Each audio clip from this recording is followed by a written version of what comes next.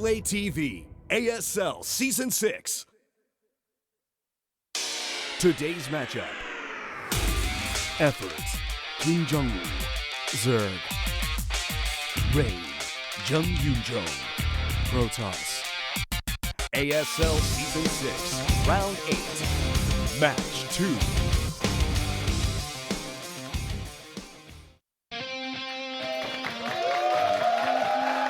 SBS and AfreecaTV presents ASL Season 6. Damn, man, that cheer to start things off. It is packed down here at the Free Cup studio as we go to day 2 of this round here in the ASL. It is a matchup where we have, I want to say, two very legendary players, very storied players, but a little bit of the new versus the old. Effort very dominant in the past, I guess we could say in the middle of StarCraft 1's history, where Rain is somebody, he's been a great player. He was most dominant in StarCraft 2. He came back to StarCraft 1, killed it, winning an ASL, and he's here to do the same thing again this time around. Yeah, and I mean, this match, it definitely could go either way here. Yeah. And I look at the whole situation, the entire bracket, I feel like this might be Rain's biggest hurdle going forward towards maybe a second championship. I think you're right. Effort's somebody where we've been waiting for some time now. I'd say the last 2 years we've been doing a lot more StarCraft 1. Of course, with StarCraft Remastered being out, it's injected a lot of new life into the game. People have been waiting to see someone like Effort come back and perform the way that he did in the past. Now, Flash, Jaedong have proven, okay, whatever they were able to do back there, they can bring it here today now in 2018. But with Effort, we're still waiting to see him get to a finals and maybe win an entire tournament. It's been a long time, like 2016, right? It was actually the first time we got to finally cast it wasn't called ASL, right? Yeah, it was like V. It was the lead up to ASL. It was V something, I can't remember. But that was like our pilot cast before we got green lighted to be doing a lot more StarCraft 1 out here. Indeed. Anyways, this bracket out of control, of course, last 3-0 sharp on the last episode of ASL.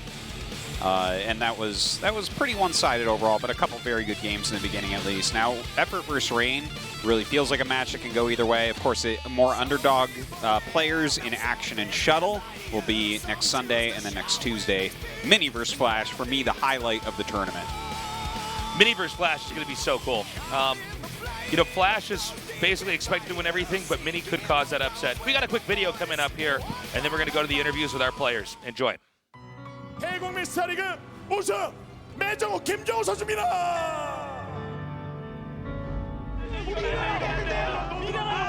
모든 부분에서 밀립니다. 드론, 저글링, 테크. 김정우 선수는 이 분위기를 몰아간다면 기억을 보여줘야 되는데요. 하나씩 끊어요. 6시즌 만에 올라가게 돼서 더욱더 기쁜 것 같아요.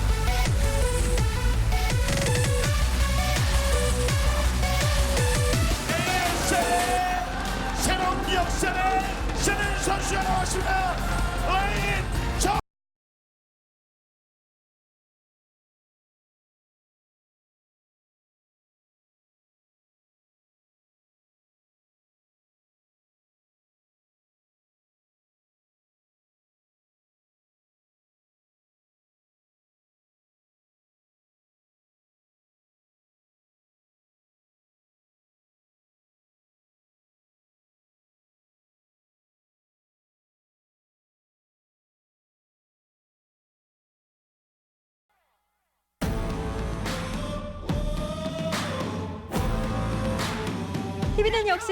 We're going to go to an interview now with our two players, see how they're feeling before we start this best of 5. We're going to be filling one of those, one of those final 4 spots here. 우승자였던 김정우 선수 그리고 ASL 시즌 5의 우승자 정윤종 선수 만나보겠습니다. says we have 2 different champions here, Effort and Rain, duking it out. Hello, everybody. They return hellos. 김정우 선수.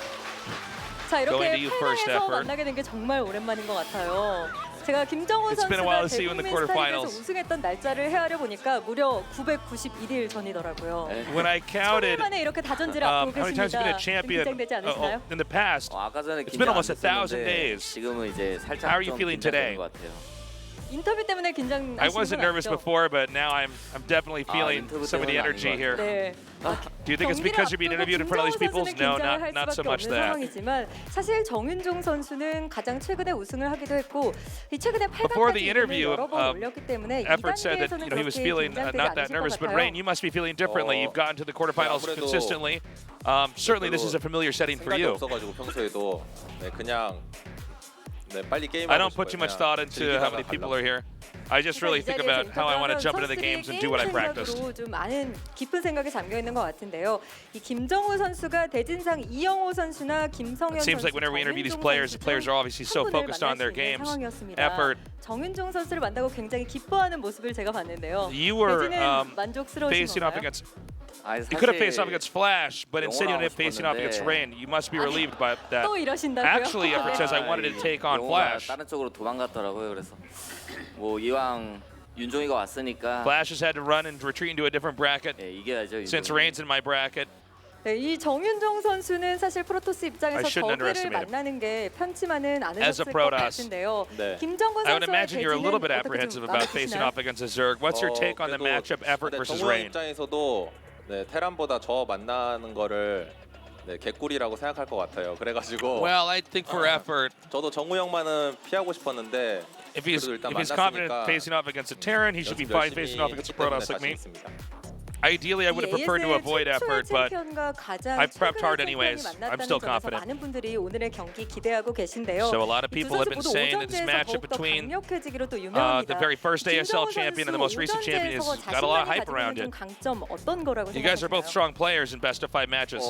What is your greatest strength coming into this effort in a best-of-5? 뭐 사람들이 평가하길 뭐 심리전에 능하다는. I don't know what my strong parts are in a best-of-5.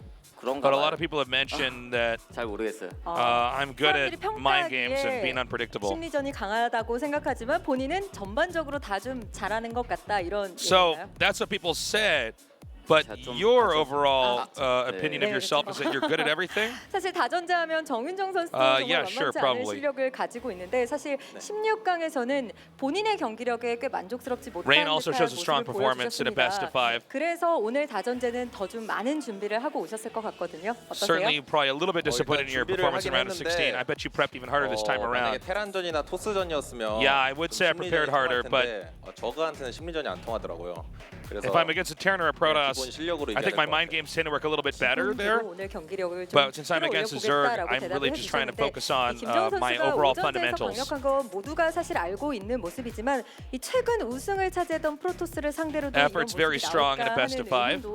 갖고 계신 분들이 That's what 있거든요. everybody's been saying. 김정우 선수가 But there's also 평가하는 questions out there. 선수는 어떤가요? Can you execute your plays against a recent champion like Rain? 뭐 굉장히 잘하는 선수고. Will it be the same? 뭐 사실 저번 시즌은 Rain's obviously a very strong player, winning last season. 한테 좀 웃어주는 맵들이 많았어가지고 이번 시즌에 I also would like to point out that the maps overall really did favor Protoss pretty heavily. So compared to the last season, I think that we can't base much of the past off of last season. We have different maps now. I think I should be fine. Well, maybe I should ask the same question to you then, Rain. You've been taking out a lot of great Zergs in the last season, but the general consensus is that the maps are stronger for Protoss on those. 우선 Effort who can perform strong in a best of 5 and on different maps. How will you do this time around? 한동안 좀 안 보이셔가지고. Effort's a great Zerg, but it's hard to find him in any recent offline tournaments. There's not a lot of data about him out there. But overall in offline tournaments, he seems lackluster. It seems like he makes some poor decisions. So hopefully he makes some more bad decisions today. 자, 그럼 김정우 선수의 각오를 끝으로 좀 들어보겠습니다. Before we close the interview, anything you'd like to say? 열심히 준비했으니까 그냥 최선을 다할 생각이고요. Here's what I could say. I worked really hard. I'm ready to play. 윤종이가. But I've got a feeling that Rain is going to lose. That's all I could say. 네, 알겠습니다. 정윤종 선수의 각오도 들어볼게요. I'm certainly not confident I'm going to lose against Rain. I don't. 일단 저도 연습 Rain, 많이 what about your 했기 때문에 determinations? 자신은 있는데 일단 뭐 누가 So 이기든 I've also practiced very hard. 재밌는 게임 Whoever wins today. 네, 열심히 하겠습니다. 네, 두 선수 모두 Hopefully we 오늘 have very entertaining 가장 멋진 games. 승부 응원하겠습니다. 인터뷰 고맙습니다. Okay, that does it for the interview. 고맙습니다. Thank you so much, guys. Good luck. 네, 김정우 선수와 정윤종 선수 이 두 명의 ASL 챔피언이 펼치는 치열한 오전제. We got to go into these games. I'm very excited. I think that there is a very real chance, especially with these maps. It was kind of cool to see the players mention it as well. It seems like everybody's on the same page. These are not last season's maps. No. These are all pretty rough land maps. There seems to be a lot of exploits for Zerg early on, whether that be certain types of busts they can do. Some of these areas have either wide open mains or wide open natural expansions. I think that early game PvZ, and really that's the hardest part for Protoss in a PvZ is the, I'd say up until they have adequate number of Templars with Storm, there's a lot that Effort can do to beat up Rain here. Yeah, there definitely are all sorts of different little tricks the Zerg player can use. I want to ask you real quick, Tasis, based on this map pool, what do you think they both vetoed? Well, I actually feel that, let me put it like this. If I was Protoss, I'd be fine playing on circuit breakers. Okay. I would look at it. They probably vetoed Neo. Imagine Neo Transistor might have been vetoed. That's what I would think. Did you actually see? I did see. That's why I covered it up so you couldn't see. What did they veto? They both vetoed Autobahn. Huh. Isn't that interesting? Okay, no, I can see that because there's a chance that Rain does some kind of proxy gate. Yeah. Or just some, you know, one-on-one maps. It's got that weird back alley. It pushes out a lot of the sneak attacks that Zerg can do because Protoss can proxy, and it is strong. And proxy sometimes beats overpool openings. Overpool openings usually allow you to get a Lings out, try to deny the scout, and develop into a nice Hydra timing. But then Rain also not wanting that, then I'm like, okay. I'm trying to understand that from the Zerg standpoint, but you know, also that natural base, there's a lot of different ways. Maybe Lurkers could tear down those neutral buildings on the edge and get in there. The main is fairly big. I don't know if it's droppable. You don't normally see in a non-mirror matchup both players veto a map, guys. That's what makes this interesting. Yeah, that's why I'm kind of asking about it. It's like when two players of different races veto it. Yeah. It's kind of like, you know, occasionally you see two players and they both think they're favored going into a match, and it's like, well, one of you's wrong, right? And then when two players veto the same map and they're different races, I don't want to go as far as to say that one of them is wrong, but this map has to be favored one way or the other slightly, right? Right. It might just be taking out the, you know, it's got that little back entrance and stuff, so maybe that's just it. We're just like, no, neither of us want to deal with this crap. Yeah, I was very caught off guard by that. I was confident that on what they would want to play on, but then to have them both veto that's kind of cool. So we're going to quick shot of Effort here. I know some of you guys have only been following StarCraft for maybe the last 2 years. Some of you guys are GSL watchers that then discovered we were also doing a sister tournament to the GSL, the ASL, and you might be looking at Effort and thinking, well, he's clearly the underdog. You've got to look up the guy's history. Yes. He was, at points in time, the very, very best of the best. Rain picking a fitting song it's here. raining. But yeah, you're quite right. You know, back in the kind of prime that we refer to of Brood War, you know, the 2008-ish, 2009-ish type of area. Yeah. You know, for that little set of years where the Brood War was just at an unbelievable peak at the time, Effort was considered the second best Zerg to Jaedong. Oh, yeah. And he was the only one that was anywhere within striking distance of Jaedong. Like, of course, there's a very famous finals he and Flash played in OSL and stuff. I believe that was 2010 at that point. But yeah, he's a ridiculously strong player. Another thing to point out here is Rain is basically getting close to being the most accomplished RTS player in multi-genres. Yeah, if he wins a couple more championships in StarCraft 1, it's like, well, he was the best Protoss in the world. He's the best player in the world in StarCraft 2 for a while. Yeah, and then to switch into StarCraft 1 and do this, that's kind of unheard of. Both Flash and Jaedong, they had a lot of success in StarCraft 2, but not the same that Rain's having now in StarCraft 1, which is really cool to see. That's true. Neither of them won a GSL. That's right. I mean, Jaedong got to finals of BlizzCon. That's pretty damn legit, but the victories is what we normally count. Both of our players are in the lobby now. We're going to be going on to the map Circuit Breakers. Again, guys, this is a best of 5 where the winner goes on to the Final 4 here of the ASL. Circuit Breakers, Sylphid, Autobahn, Neo Transistor, and Circuit Breakers to finish it off if we get so far. All right, our game's ready. Let's go.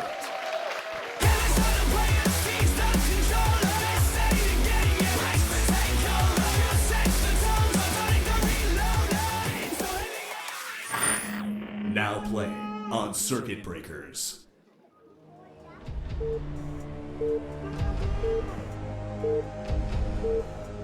Did they mess up the cheer? Yeah. Someone failed out there. Someone started to do somebody it, but started didn't have to do it, enough confidence to and then I finish was like, it off. all right, but everybody can hear me. We didn't get correct cheers on either side. It's okay. They'll get it. They'll get it together. Don't you worry, Tasteless. A lot of fans here tonight. They're gonna try to do it again. They're trying to start it again. It's not happening. Woo! Woo! Go Effort! Go Rain! The sound of one thunderstick clapping. Yeah. So, CVP cross map circuit breakers. I feel like a lot of people seem to think that it's a slightly Zerg favored map.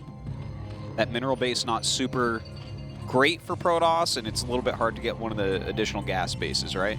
Yeah, I think it's not the worst thing in the world for Protoss because now Protoss is now Protoss is 2-base so hard that usually they can be pretty liberal with their third. I think they can get that little nook area on the center left. In this case for the Protoss, more easily. Protoss is used to expand. Oh, you mean this like 9 o'clock base as a third? Oh no, I meant this one over here at the center left. Yeah, that would be 9 o'clock. Oh, I'm sorry. Yeah, 9 o'clock. No, you're right. Oh, okay.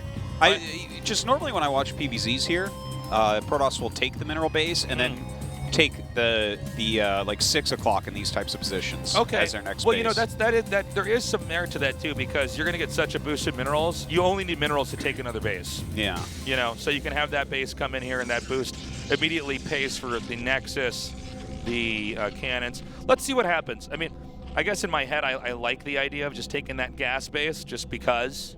You know, it's there, and the third gas is really where Protoss has just a lot of power. They can get all the units they need to fight. It feels like that area is so wide open, though, a little bit hard to defend if, you know, if Zerg is splitting around. Like, you have to run over your bridges to defend and stuff. I guess one other thing to keep in mind is the Zerg going to do the turtley style of play, which is totally doable on this map, where you take another natural, and then you try to take the main for free in the back, because sometimes when you see Zergs play that, one way Protosses can try to play around that, as long as they can identify the Zerg is more sunken colony reliant and is not really going for this battle Zerg style, then you can absolutely take a mineral and I'd say a fourth, and there's not a lot of room to react. Well, I tell you what, I'm a big fan of that type of play, taking the other natural. Yeah. But on this map, it just feels like it's really strong for Zerg to take the mineral base as their third and then easily take a fourth that's just connected. And another then thing everything's so centralized and their macro gets so large at that point. I like what you're saying too. Also, because they're in cross spots, maybe taking another natural might be like a little bit risky. Sometimes if you're, let's say that both players spawn on the right,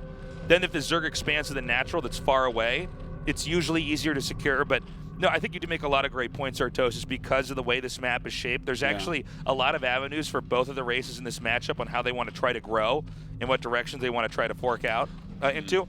One thing to note, though, is that a Protoss on 4 bases, if they get that far, that's really scary for a Zerg. Yeah. 4 bases, it's like a Terran against a Protoss. When the Terran has 4 bases, it's pretty damn scary. I mean, you really need to realize how much power comes out of that.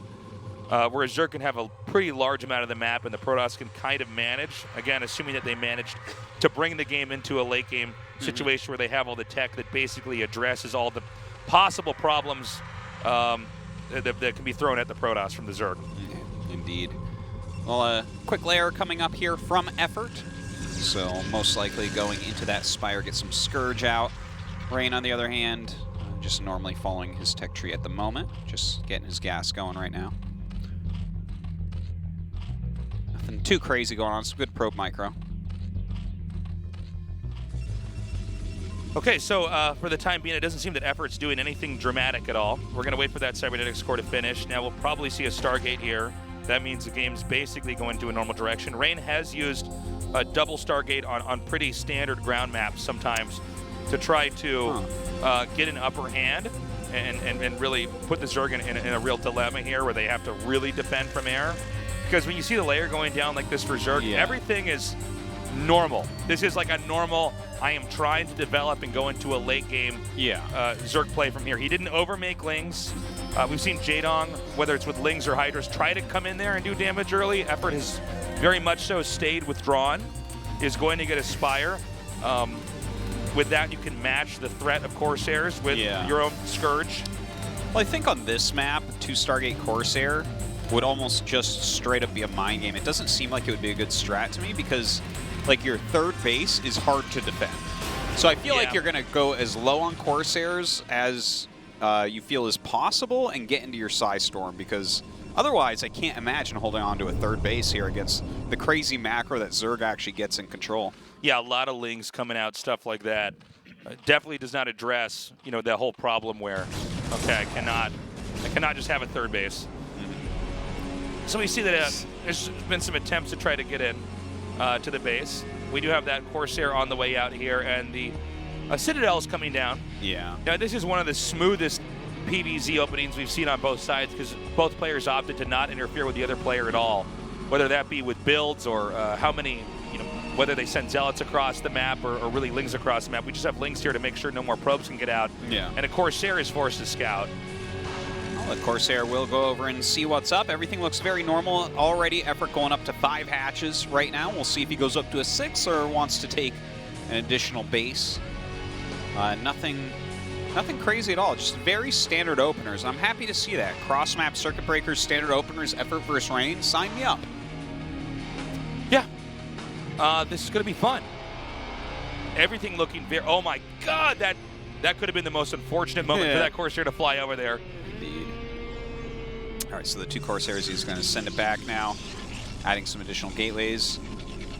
Does he have the Templar Archives, or did he just go only Citadel? He's getting there it the Templar is. Okay. Archives down there. A little bit later, though, so I guess he already has legs on the way, and he did get the early +1 as well.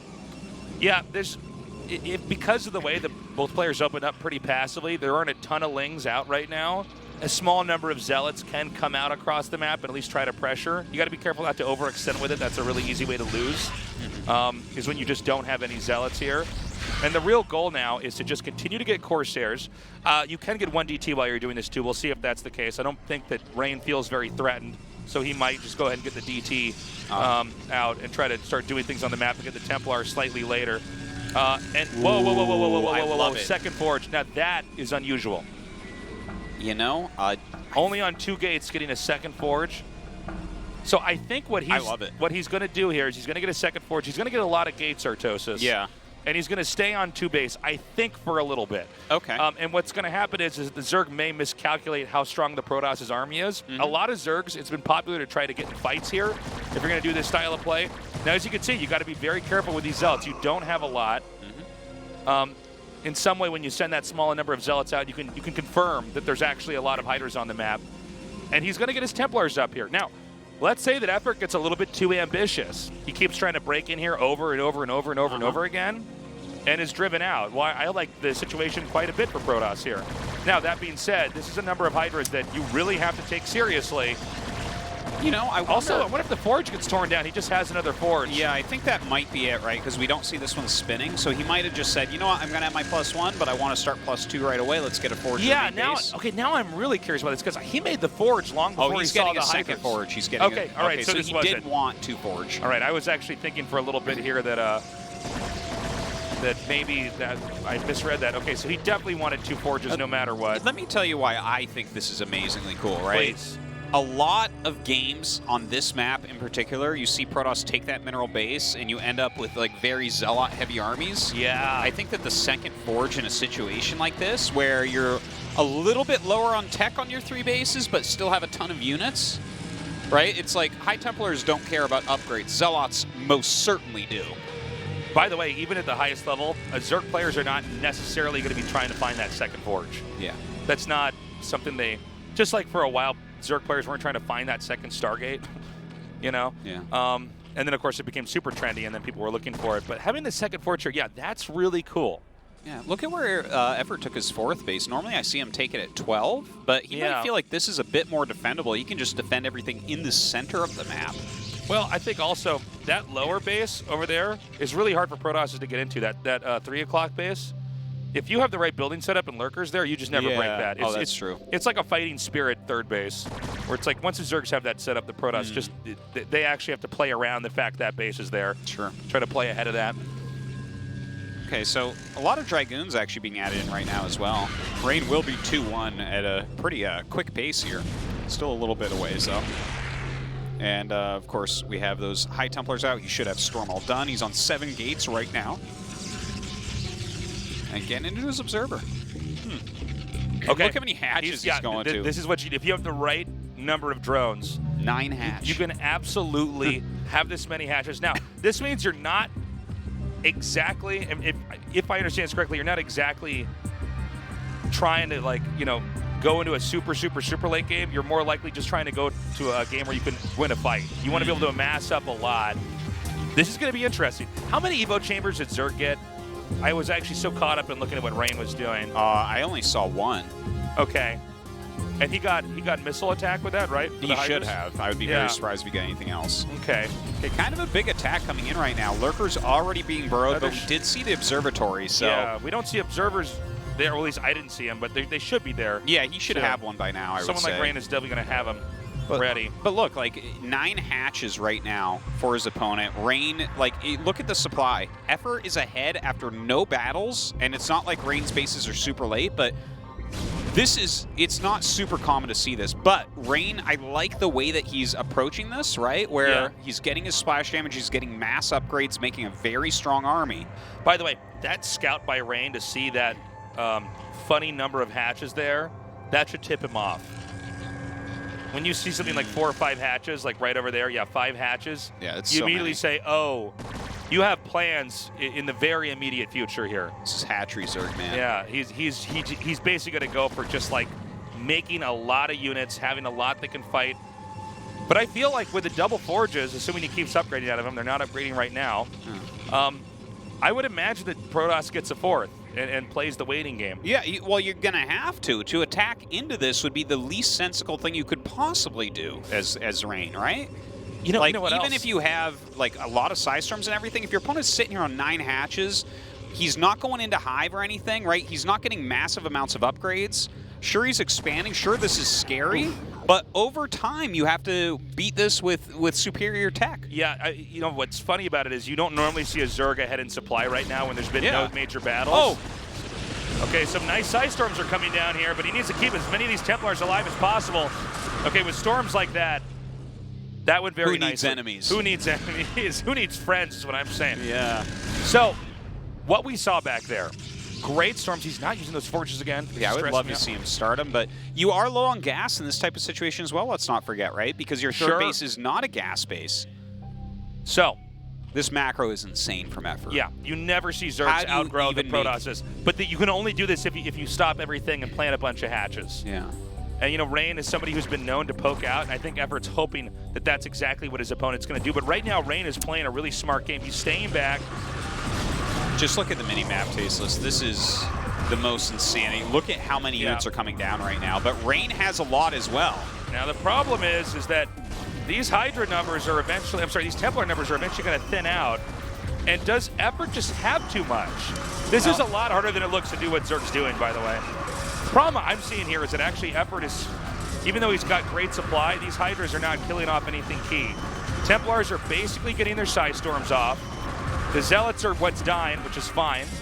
But is it going to snowball? Effort with another wave coming down here. Can he just overwhelm? He has so many units. I don't even understand. Like 9 hatcheries apparently can make a lot of units all at once. Oh, it's crazy. Yeah, this is a very tough style to go against because sometimes you'll get off of several great storms and they still have enough. But if the Zealots can streamline, I'm a little bit surprised that Rain is not throwing down a bunch of cannons here.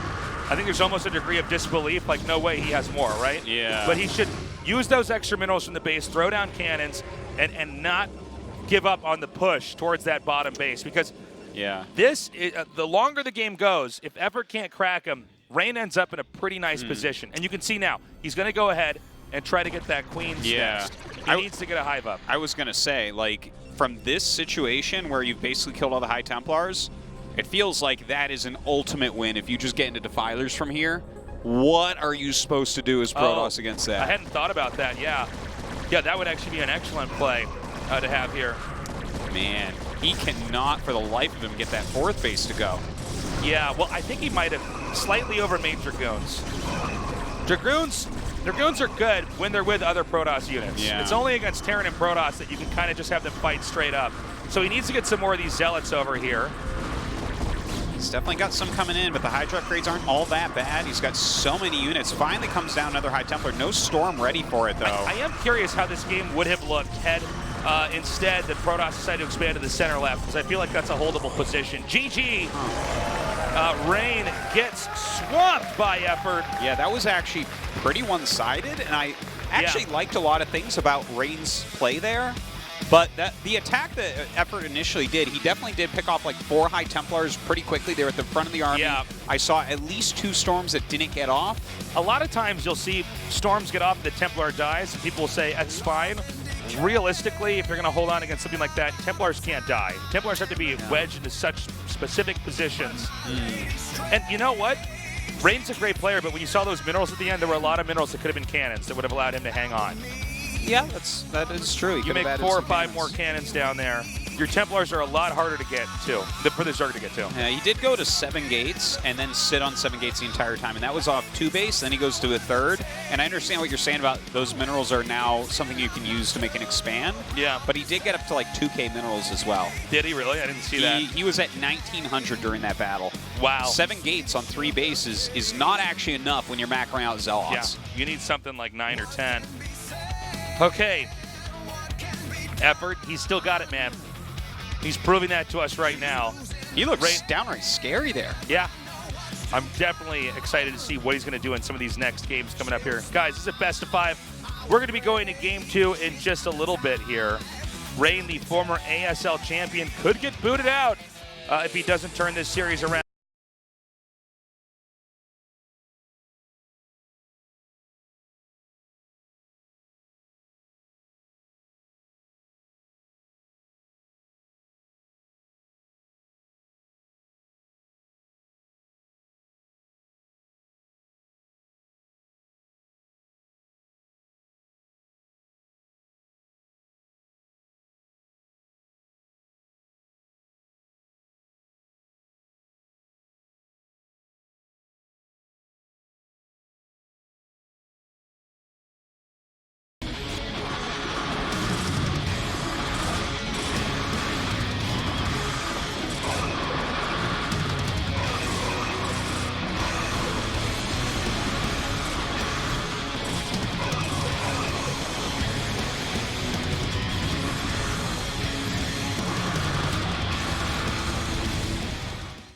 게임 캐릭터들의 독한 하루. 인터뷰는 나중에요. 지금 너무 바빠요. 비지! 슈퍼 비지! 스케줄이 감당이 안 돼요. 오늘만 몇 판째인지 무슨 일이 난 거죠? KT와 갤럭시 노트9이 만났죠. 4대 인기 게임 스페셜템 받고 게임 데이터까지 무료니까 게임의 즐거움도 갤럭시 노트9도 역시 KT. 2018년 10월 평화롭던 아프리카TV에 원인을 알 수 없는 이상현상이 발생한다. 어느 날부터 감정 조절에 어려움을 겪는 BJ들이 많아지고 예상할 수 없는 이상 증상이 목격되는데 이런 BJ들의 변화에 시청자들은 혼란스러워하고 있다. 그리하여 아프리카TV의 비상대책위원회가 조성되고 그들은 이 현상을 블러드시티2로 명칭한 후 본격적인 대처를 준비한다. 그렇게 결정된 유일한 힘, 10월 11일, 12일 단 이틀간의 기회. 에버랜드 블러드시티에서 최초의 감염자를 찾아 백신을 투여하고 대위기의 아프리카TV를 구하라. 구원자 대모집. 최초 감염자의 몸에 QR코드를 찍어 백신을 투여하고 이벤트에 참여하라. 구원자들에게는 갤럭시 노트9과 에버랜드 자유이용권 등 푸짐한 보상이 준비되어 있다. 당신은 감염자인가 구원자인가? 에버랜드 블러드시티가 당신의 선택을 기다린다.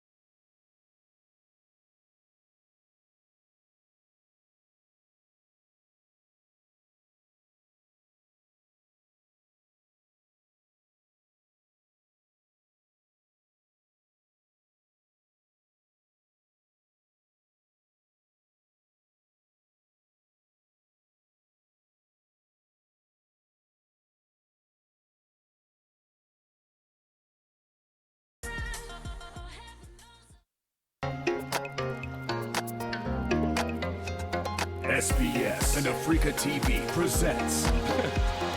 Welcome back to the ASL. Welcome back. We just saw 1-0 victory right now for Effort. Really impressive stuff.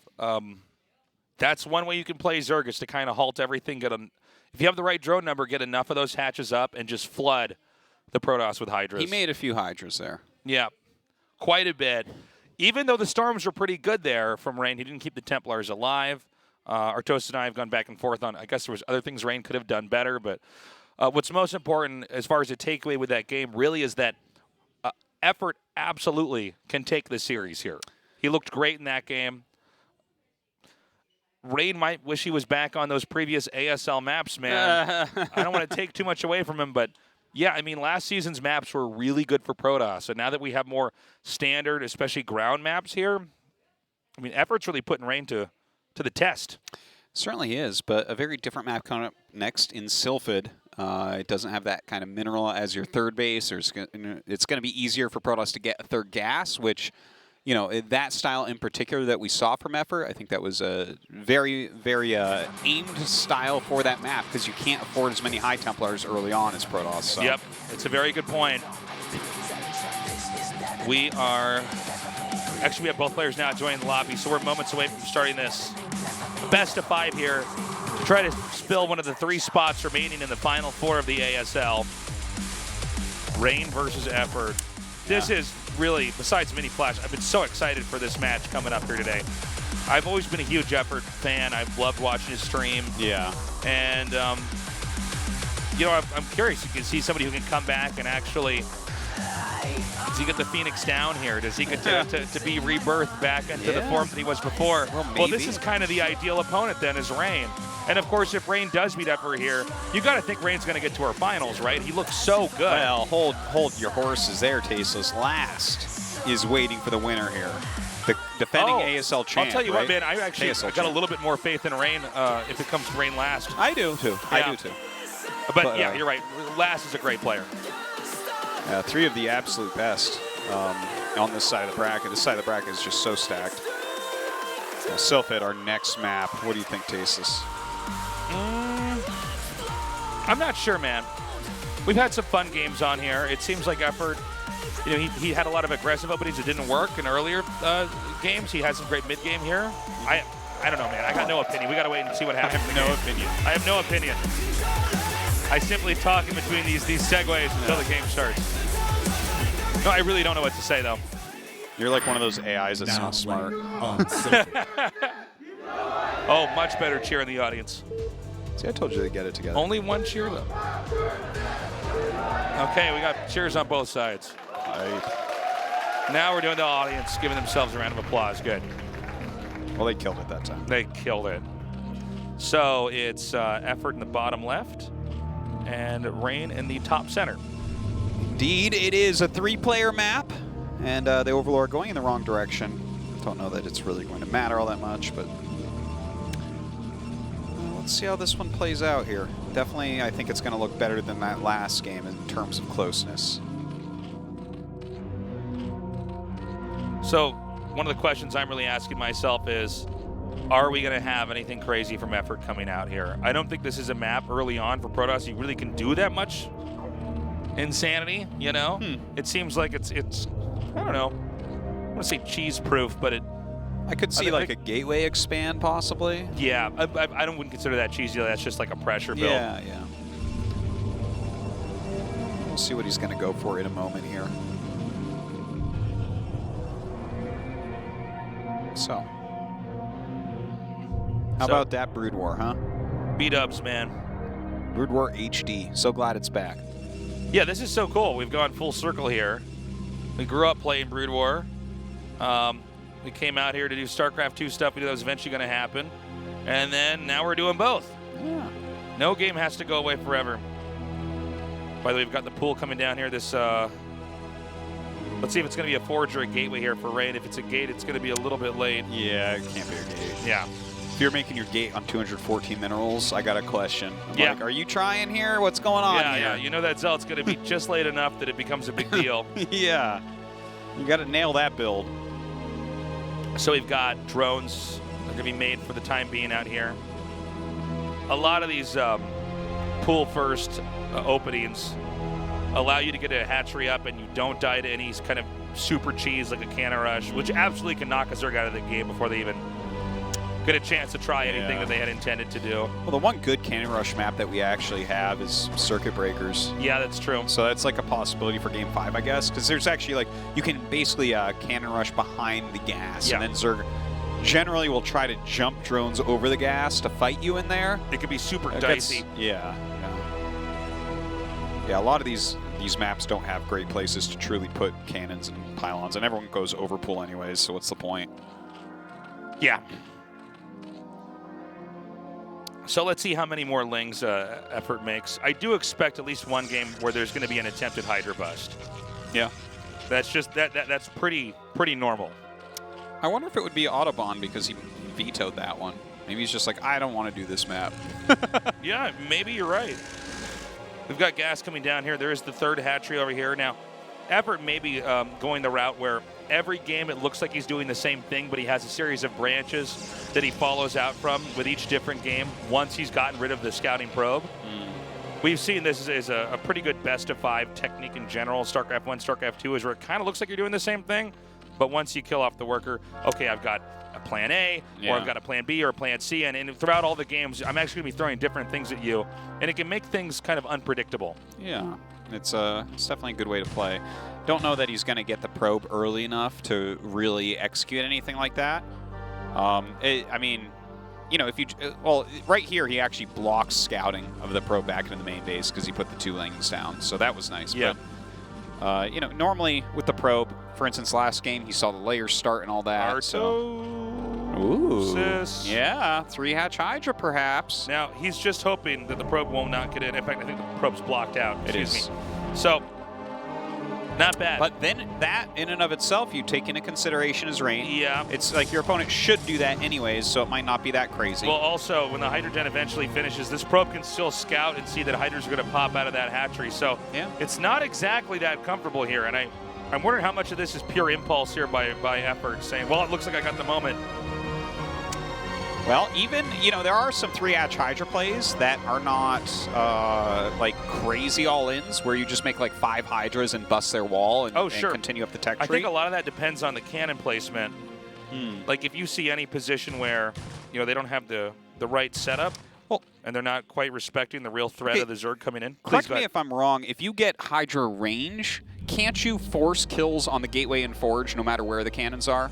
Because the cannons will always be behind the buildings. I don't think it's a no matter where, but I think I have to double check. I actually don't. My hands have been messed up for so long. I would need to actually play again. I'm fairly certain you can force a kill on both those without losing Hydras. I think it actually depends on the angle, man. I might be wrong. Well, yeah, you might not be able to get all 5 Hydras to fire, but there should always be spots where you can hit both buildings. Yeah, and then I guess you have to just kind of do the dance of if the Zealots come out and chase you away, you run back. You know what? That's also a very viable option. I think, though, with the Forge, for instance, I don't know if you can get the Forge. Maybe the Gate, but the Forge, I'm not sure about. I think from the bottom right angle, or I don't know. When range is done, I think you can. I guess we're going to find out. We'll see. We'll see. But if it's a true all-in, you might even be going for speed at this point. Well, a lot of times, and there's a lot of different ways to do this. So he's got the Hydras out here. Now, there is a hidden pylon here, which is curious. That's cool. So let's see what he does. Not sure what it's for, but that is neat. Maybe he wants to make one other gate and then have a DT come out of there. Bring his StarCraft 2 skills into it. Yeah. He's going to do a warp in over there, Tasteless. Effort's not going to know what the hell happened. Where'd that come from? Let's see what he's got here. Yeah, there it is. So that's the name of the game. That's definitely what it is. Okay, just runs straight in and targets down this first cannon, backs up. So, yeah, he's trying to do a bust here, at least get rid of the cannons maybe in the front so he can get this. Now, I think that, it looks like you're right, Artosis. It's going to be that gate that can take it, and as you can see, he can just keep on poking up here. And so this is nothing too dramatic as far as a commitment goes. Yeah. He basically doesn't want the gate there. He doesn't want the Forge if he can get it. And if you get rid of that +1 attack upgrade that Protoss always need, it can hurt. Yeah, certainly. Now, he didn't get +1, right? He doesn't have it, as far as I know. No. Yeah, no way. It looks like he's remaking his Forge in there, so. No double Forge this time, by the way. No. He's getting that DT, though. Adding a lot of hatches over here on the side of Effort. Well, I guess he just feels like he can absolutely win a fight if that Forge is gone. Corsair's still moving around. Now, it almost seems like Rain may have miscalculated slightly what was coming at him. It seems like he was ready for something that was going to be much more of a commitment. Okay. And while that was going on, he'd have a slow drip of DTs coming out of that hidden gate, going to the main, going to the natural, going to the third base. And maybe he could win in that way. And now he has a gateway in a less than convenient location. Zerg got what they came for, which was to get rid of the gate and the Forge and hiccup the growth rate of the Protoss. With the layer just finishing, I mean, that DT actually could do some real damage here, especially at the third base. There's no Overlords there at all. Is there an Overlord outside of the entrance of Rain's exit? Oh my God. What just happened? Something just happened. An Overlord popped out of the third. No. At the natural containment, all the units just disappeared. Oh, wow. I don't know what happened there. There was a bunch there, and now there's not. I think maybe it got stormed or something. Could be. Yeah, you're right. It's all gone. Yeah. So the DT pressure is going to come on here. Now, Rain didn't exactly go ham with Corsairs, so, you know, you can't kill Overlords too quickly. But this is keeping the Zerg kind of pinned here. Now, we have 3 hatches there. How many hatches are at the natural? Is it 2 or 3? 2. 2 over there. So that puts us at 5, then 6 total. And then 7. Well, the 7th one is making over here the expansion. Getting that macro flowing for sure. DT gonna kill off the last Hydra stationed outside of his base. Still getting around the map as well. Definitely some good vision here for Rain. He's keeping himself very active on the map this game. Now, at this point in time, Zerg has to stay a little bit on the defense, because as long as the DTs are not wasted, if you can just try to outrun the Overlords and stay hidden, there's always a threat if Zerg starts to push out on the map, but DT runs in and starts killing drones. Sometimes it's just, even though the DT is an invisible unit, and I know I've actually had several people ask me, how are DTs ever an option against Zerg if all their Overlords can see them? Sometimes even if you see them, they can come in and still get several kills and get back out again. They're pretty nimble as far as units in the game go. And they can actually take a decent amount of shots and then still get out. So he's going to go for a drop into the main. Yeah, we'll see what he can get done with that. I'm not sure how many Overlords are in there, but definitely there's a lot of drones he can store. So he's going to have these Zealots over here. This may draw the attention away. It doesn't seem like this attack is exactly perfectly synced up. Well, I think it's all right to just be moving these units around the map right now. Like, he's definitely keeping Effort's attention elsewhere. Yeah. And don't forget, like, he can hit the main and then get to the third immediately with that shuttle, too. So there's a lot of harassment potential coming up. He's going 3 Evo chambers. Ooh, one of those This is cool, yeah. So he's just going to make a lot of everything. It's tier 1. Lots of Lings, lots of Hydras, Lurkers. And some of this is probably based off the fact that the Forge was taken out early on, so Zerg just should have stronger units. Yeah, if you have that big upgrade advantage, it really does make such a big difference, especially with the smaller units that attack quickly. Yeah. Okay, so he's backing up now. Again, it's Rain on 2 bases, Effort on 4 with a lot of hatches here. Hive is done here too, so I mean everything tier 1 is going to be pretty scary, and this conceptually is actually in a lot of ways similar to what we saw in Game 1, where Zerg is interested in having way more strength in mid-game than Protoss. Drops a single DT into that main base. Let's see if Effort actually notices. Yeah, the game will not tell him that he's under attack. He'll have to actually notice while he's doing, you know, he's sitting here with 500 APM doing so many things on the map. He may end up discovering that all of his drones are gone. Oh my God, this is already worth so much. Okay, this is actually all that Ray needed to do to absolutely cement his possibilities of winning the game. Like, it's no longer his probabilities of winning the game at this point. Look at that. Look how many kills he's got. It's insane. The DT has not been spotted yet. Okay, he just now he realizes. Oh, man. Now he's going to try to come up here and just get a few more drone kills if he can. The Lings are going to try to body block that. And just try to keep that DT alive for long enough is worth it. Behind this, Rain can actually push out and break the contain.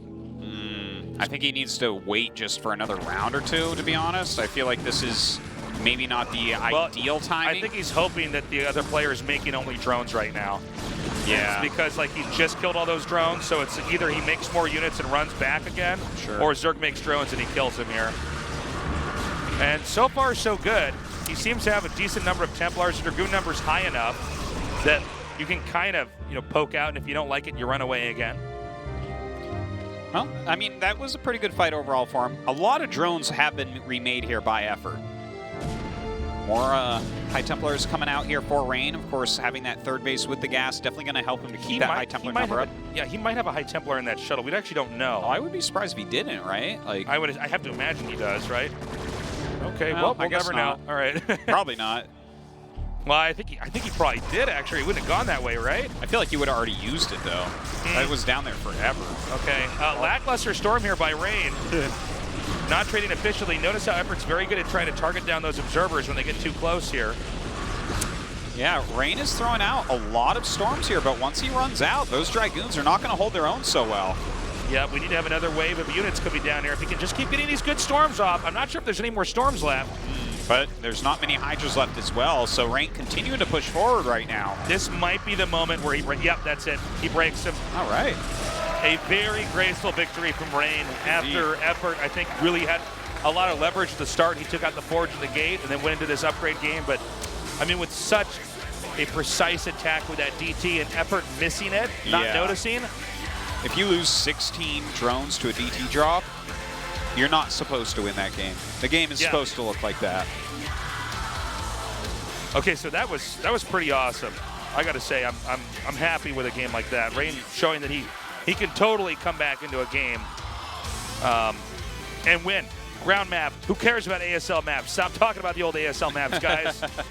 Rain's tying this up 1-1. Yep. And I think we're going to show a quick clip here of when that DT got in there. We'll probably show that. Wow, beautifully done there. Okay, so we got a match now. All right. 1-1. All tied up, and was the next map Autobahn or Neo Transistor? I think it was Neo Transistor. So that's going to be... I thought it was Autobahn. Oh, okay. I don't know. Well, either way, both those maps are a little bit weird. The show gets better and better. We don't know. Okay, guys. There was not a High Templar in that shuttle, by the way. I just got confirmation. We have got a break. When we come back, Game 3, Effort versus Rain.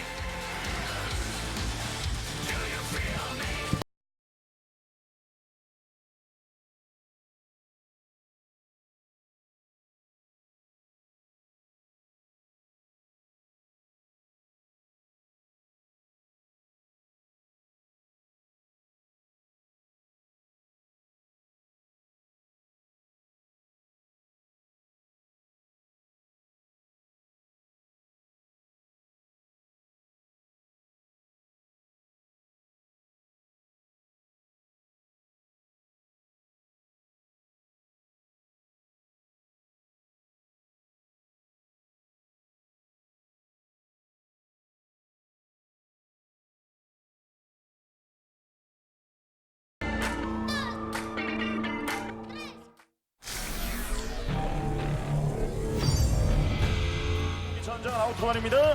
경기를 끝냈습니다. 여러분 뜨거운 박수로 첫 번째 세트 대결을 시작하겠습니다. Now play on Autobahn. 카드를 네. 선수가 입구 쪽 수비는 탱크 하나랑 독이, 벌써 독이 네. 들어가서 싸움을 걸고 자, 추가 탱크 하나 왔어요. 입구 쪽도 지금은 좁혀 놓은 상황입니다. 네. 여기서 일꾼 하나씩 끊어주고 추가 레이스가 오고 있습니다. 네. 하나까지. 네. 5기 투자한 뭐 스타포트와 그다음에 레이스가 있기 때문에 6기 2기에서 3기 정도 지금은 생산을 해가면서 최대한 투자 대비 SCB를 지금 잡아내면서 좀 유리한 상황을 만들 수 있죠. 이게 클로킹이 될지 스타포트의 존재를 못 봤잖아요. 클로킹이 될지 아닐지에 대해서 확신이 없기 때문에 일단은 아머리 하나 끊었습니다. 네, 건설하고 있고요. 이거 이동하다가 마치 빠져나가는 거기에 스타포트가 들어가다가 한번 괴롭혀주면서 좀 건물들이 딜레이가 있었거든요. 자, 이쪽으로 치고 나올 거다라는 것을 알았기 때문에 자 마인 해체할 때 일단은 먼저 달려들었는데 자, 김지모도 활용이 제대로 안 됐습니다. 네. 여기 이게 마인에 또 두들겨 맞으면서 자 팩토리에서 뽑아놓은 유닛으로 일단은 저 언덕 지역 쪽을 먼저 확보를 하고 난 이후에 상대 레이스를 수비해가면서 추가 멀티를 좀 일찍 하고 싶은 이런 욕심도 분명히 있었을 것 같거든요. 네. 예, 드랍스 하나로 그냥 간략하게 유닛을 수비를 하면서 본인도 확장기지하는 선택을 지금은 했죠. 이것이 훨씬 더 안정적인 판단이라는 것을 알고 있죠. 그리고 여기는 골리앗이. 네. 자, 있는 상황이에요. 상황도 태워와도 되고요, 저 병력들. 네. 자, 건물 사이사이에 일단은 끼면서 자, 여기도 지금은 발은 전투 내리고 열 탱크 3개가 있습니다. 자, 이병력 여기도 지금 정리가 마인맷을. 네.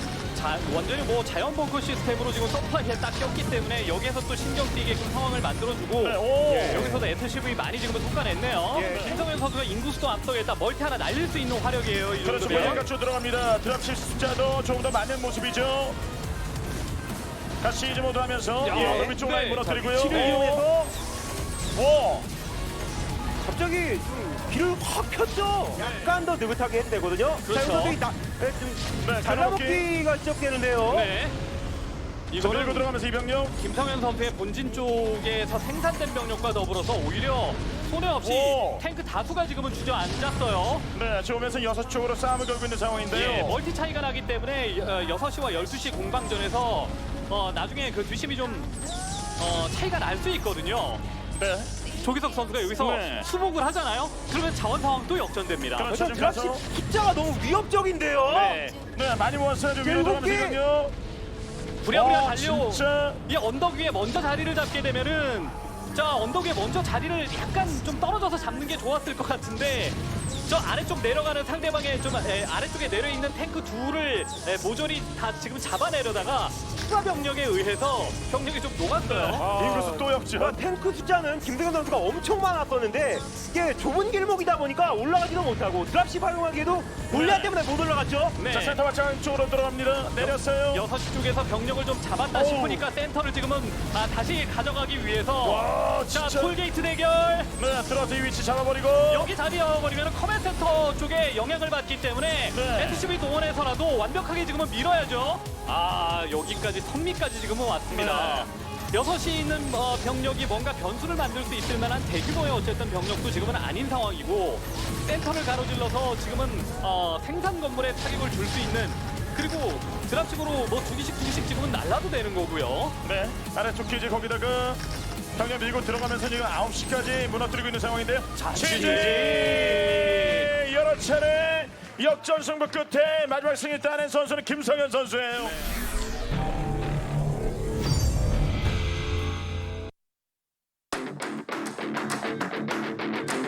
SBS and AfreecaTV presents ASL Season 6. We're back, and it's time for Game 3. Right now we're tied up 1-1. Rain versus Effort. Rain showing that he can win a ground game against one of the scariest Zergs of all time.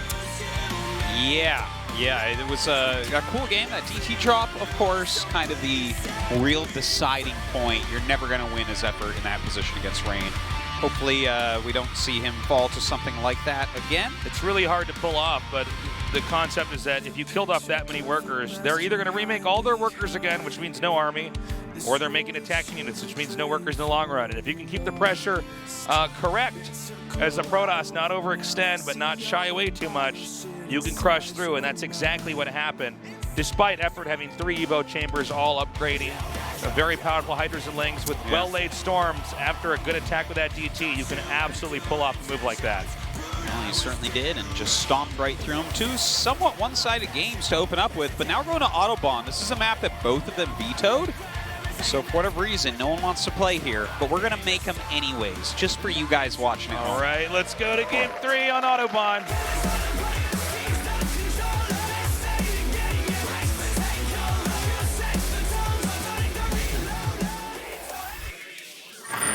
Now playing on Autobahn.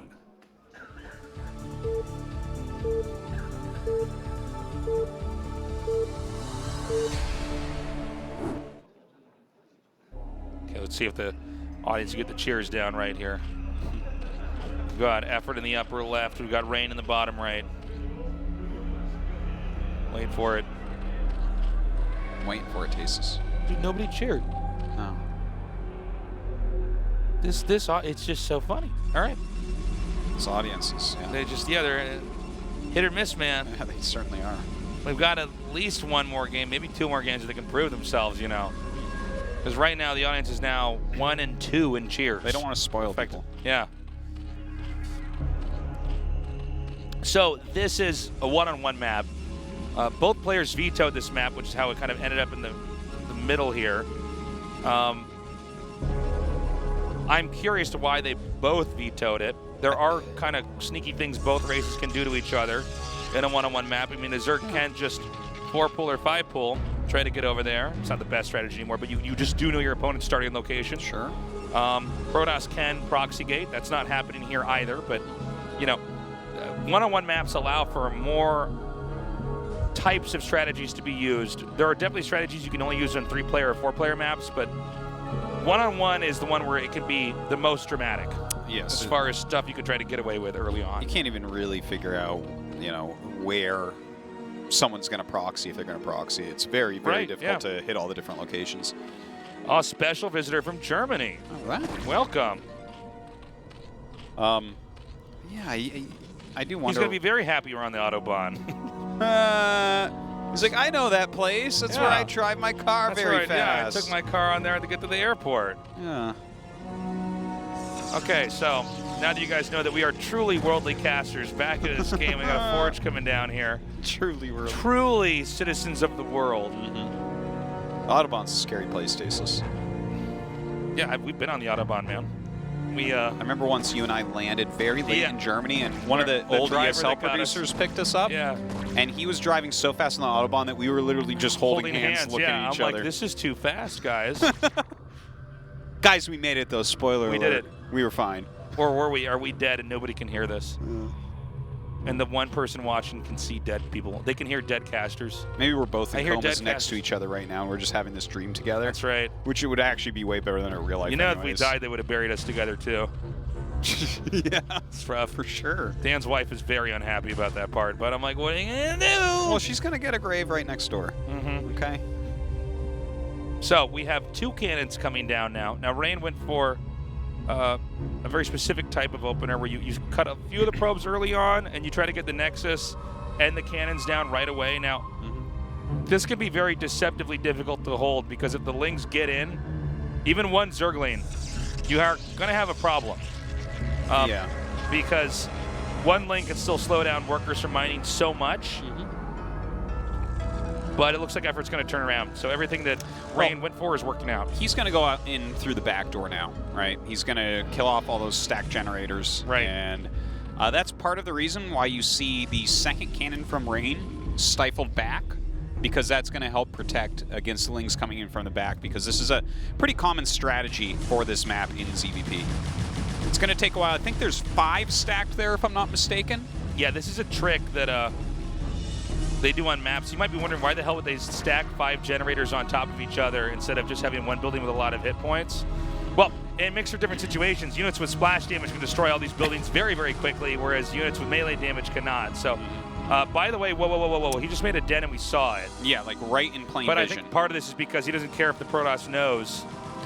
Well, he just knows that, okay, well, Hydras are going to be good no matter what. He doesn't necessarily have to follow through with the Hydras as well, but I think he probably will here, especially considering he's breaking in through that back door.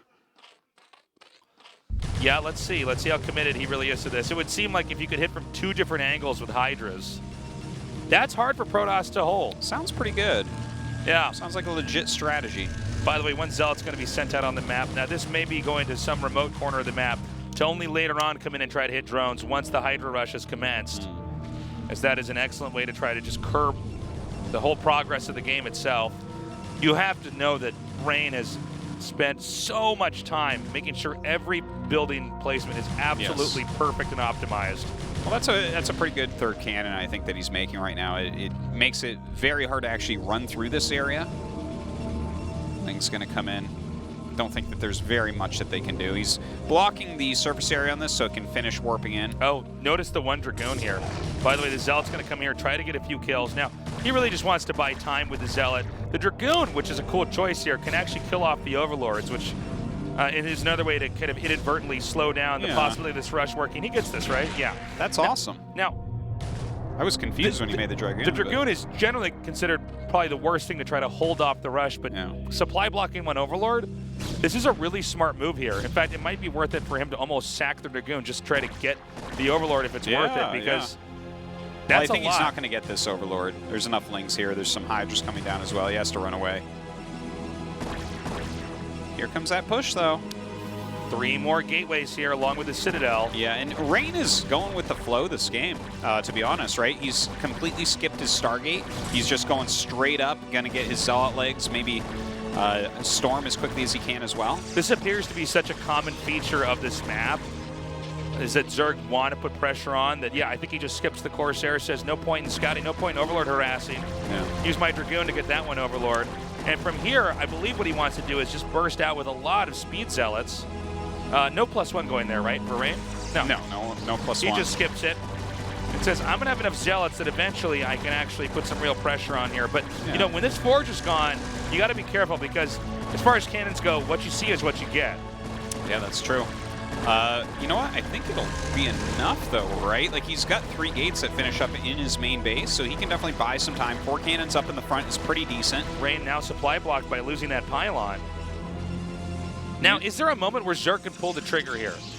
Do you just, I mean, we've seen Jaedong do this where he just comes in and targets down each cannon perfect. Okay, here we go. Well, he thinks it's right now. Let's see about that. Some Zerglings actually stuck in the back. They finally do get to the front here. He's picking off every unit very quickly. Now going after the cannons as well. Zealot's coming out. The probes have not been pulled, though. Oh, my gosh. And Rain just holds. Rain really confident there. He does manage to hold up that attack, and that was a lot of Hydras that were reduced. Now, Speed Zealots, if you can get enough of them, can totally fight Hydras. Yes. And you're only on 3 hatch Hydra right now. I know the 4th hatch is being added, but this is looking not bad for Rain. I'll say that much. There's not a lot of room here for Zerg, but maybe if Zerg gets enough damage off in enough time, the cannon count gets reduced and Zerg just wins with micro. Well, he is making another Forge, so we might see some more cannons get warped in. Note the placement of the Zealots here. He wants them to be hit first. He wants the Zealots to charge forward, Hydras run, he goes back. Charge forward, Hydras run back.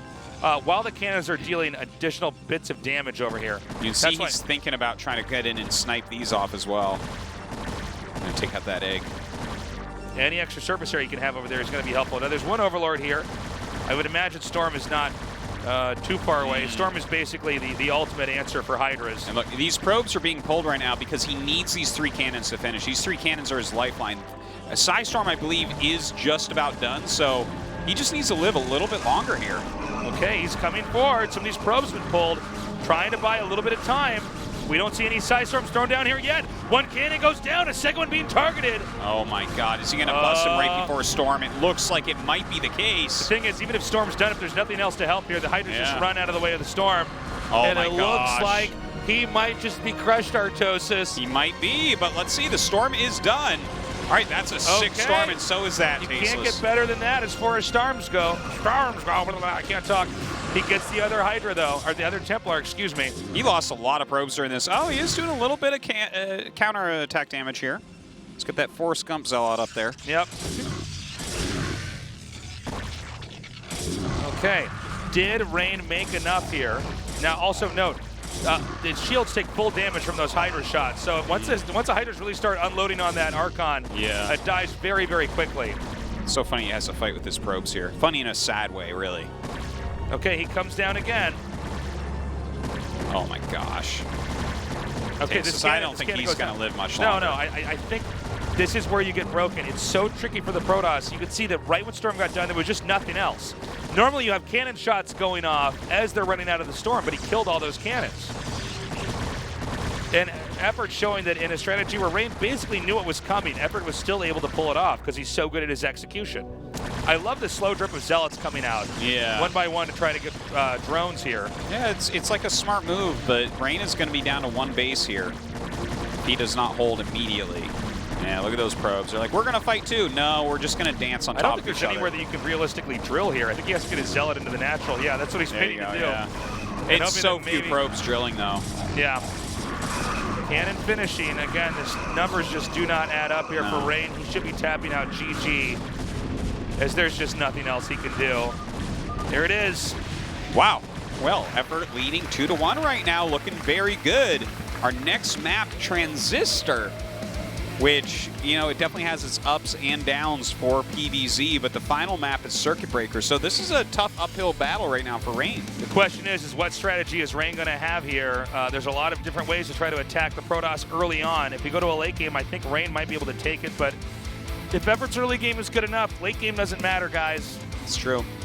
Might be able to just end him early on.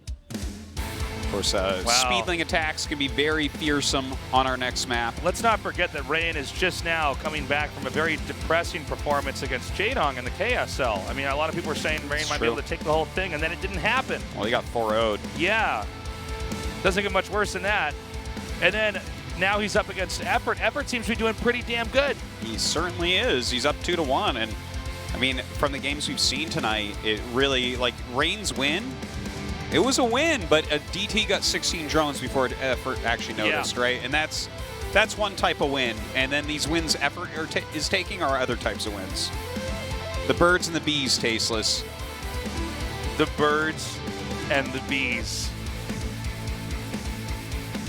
I'm really impressed with Effort. He's showing he knows how to take down a player like Rain, who is so calculated and so clean in how he approaches this. Interesting to note that Effort has a style where he does like to knock off the 2 entry buildings and kind of seize control of the way the Protoss develops. I think it's really smart, and I think Effort's very, very uncomfortable with it, Artosis. Yeah. We're going to Game 4 after this short break, so don't go away here at the ASL.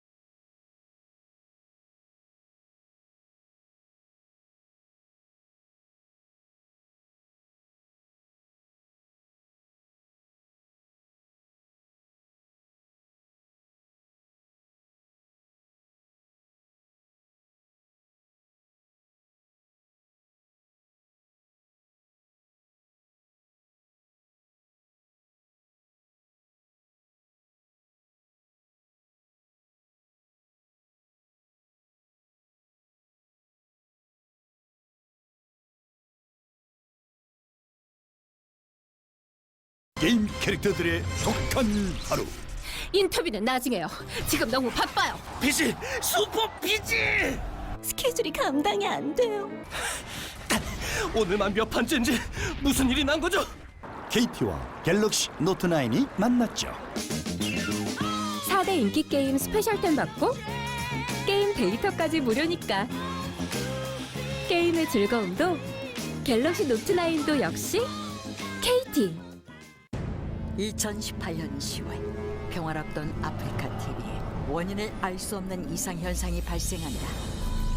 어느 날부터 감정 조절에 어려움을 겪는 BJ들이 많아지고 예상할 수 없는 이상 증상이 목격되는데, 이런 BJ들의 변화에 시청자들은 혼란스러워하고 있다.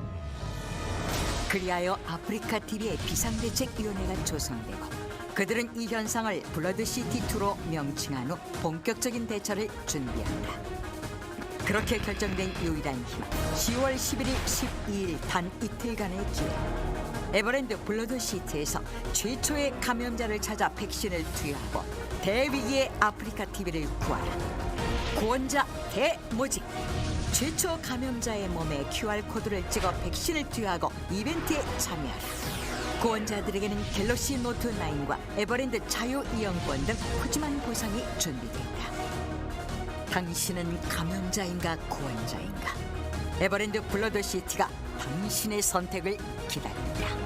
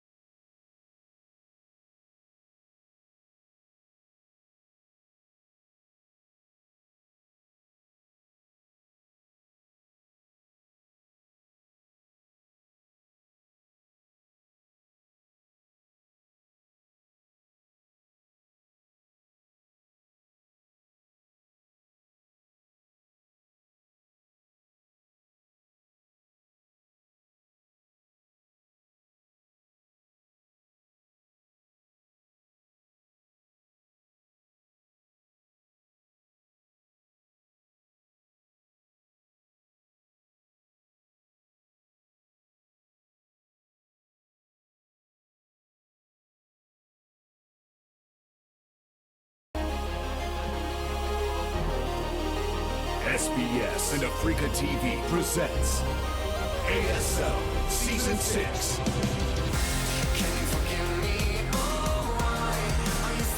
What's up, everybody? We're back.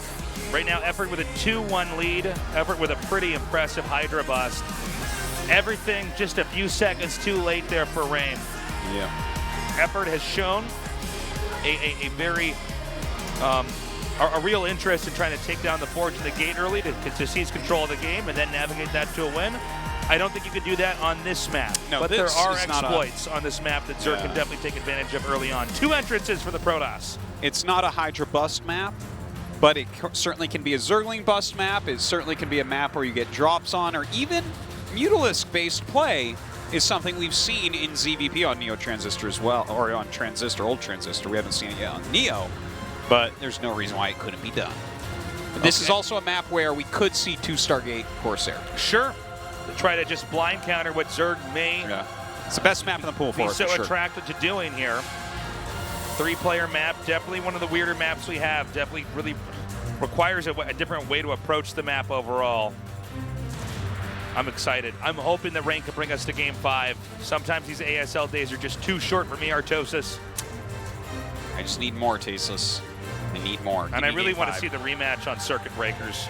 Yeah, that would be a really fun one, too. That would be ideal. All right, let's go!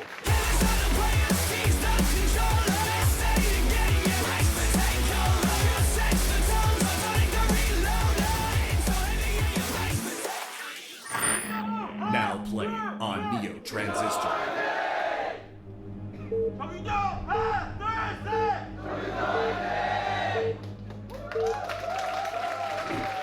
All right. This time it's 2-2 right now. Crowd doing the cheers correctly. Well, they want to go to Game 5. That's why they're 2-2. Yeah. They don't want a 3-0, and then it's just over. So we have Effort in the center, left, and bottom right here for Rain. Excited to see strategically what Effort wants to do. For Rain, don't really care. Well, like, I think doesn't Rain just everyone wants goes to get gateway expand here, right? Am I incorrect on that? I'm pretty gateway sure. Expand? I think you can Forge expand. The wall is just really weird. Well, you can't do a full wall. So I think you need the Zealots to keep pressure on, and then you can fill up your holes with them or something like that. I feel like there's also ways that you could punish a Protoss player if he did do gateway, though. Okay. Let's see. Let's see. To answer your question, Artos, I actually don't know for this map. My hands are still injured right now. So I'm like still waiting to get back and then actually get a little bit more of the fine details of the game out. You know, that's the weird thing about Brood Wars. It's kind of hard to look at it from a distance and really see some, you know, we're talking like the Hydra range stuff or some of the gates on, or Forges on. It's like, well, I'm not sure, man. Brood War is a game where it feels like there's no rules. Yeah. Yeah. It's hard to math things out. So good call, Artosis. Gateway first. Indeed. So we'll be able to keep on some pressure. If he needs to get a Forge before his Nexus, no problem. I think it's a perfect opening here. This is going to just be hatchery first from Effort, it looks like. Yeah. Cool. This is the map where we see Nexus first, Command Center first, hatchery first, quite often. And so he'll come up here now and get a glimpse of exactly what Effort's up to here. See, this is going to be a hatch on 12 or hatch on 11. And we're going to have that first Zealot coming out now for Rain. Now, this is probably the most ideal opener to try to do this build against. Because the... Oh my god, if he had delayed that any further. Because the Zerglings are pretty late. And someone like Rain is really crafty with just maneuvering the Zealot and keeping it alive and doing a lot of damage. Yeah. So that Zealot will be popping out momentarily here. Here it comes, on its way. So you can see Effort, kind of like we've seen with Jadong, just trying to do as much damage with the moving shot on the drone as he can. A drone and a probe and a Zealot together killed drones way quicker. Yes. Way quicker. 2 Rings shots too. each instead of 3 from a Zealot. Yes. And so having that come up here. Oh, almost gets the denial.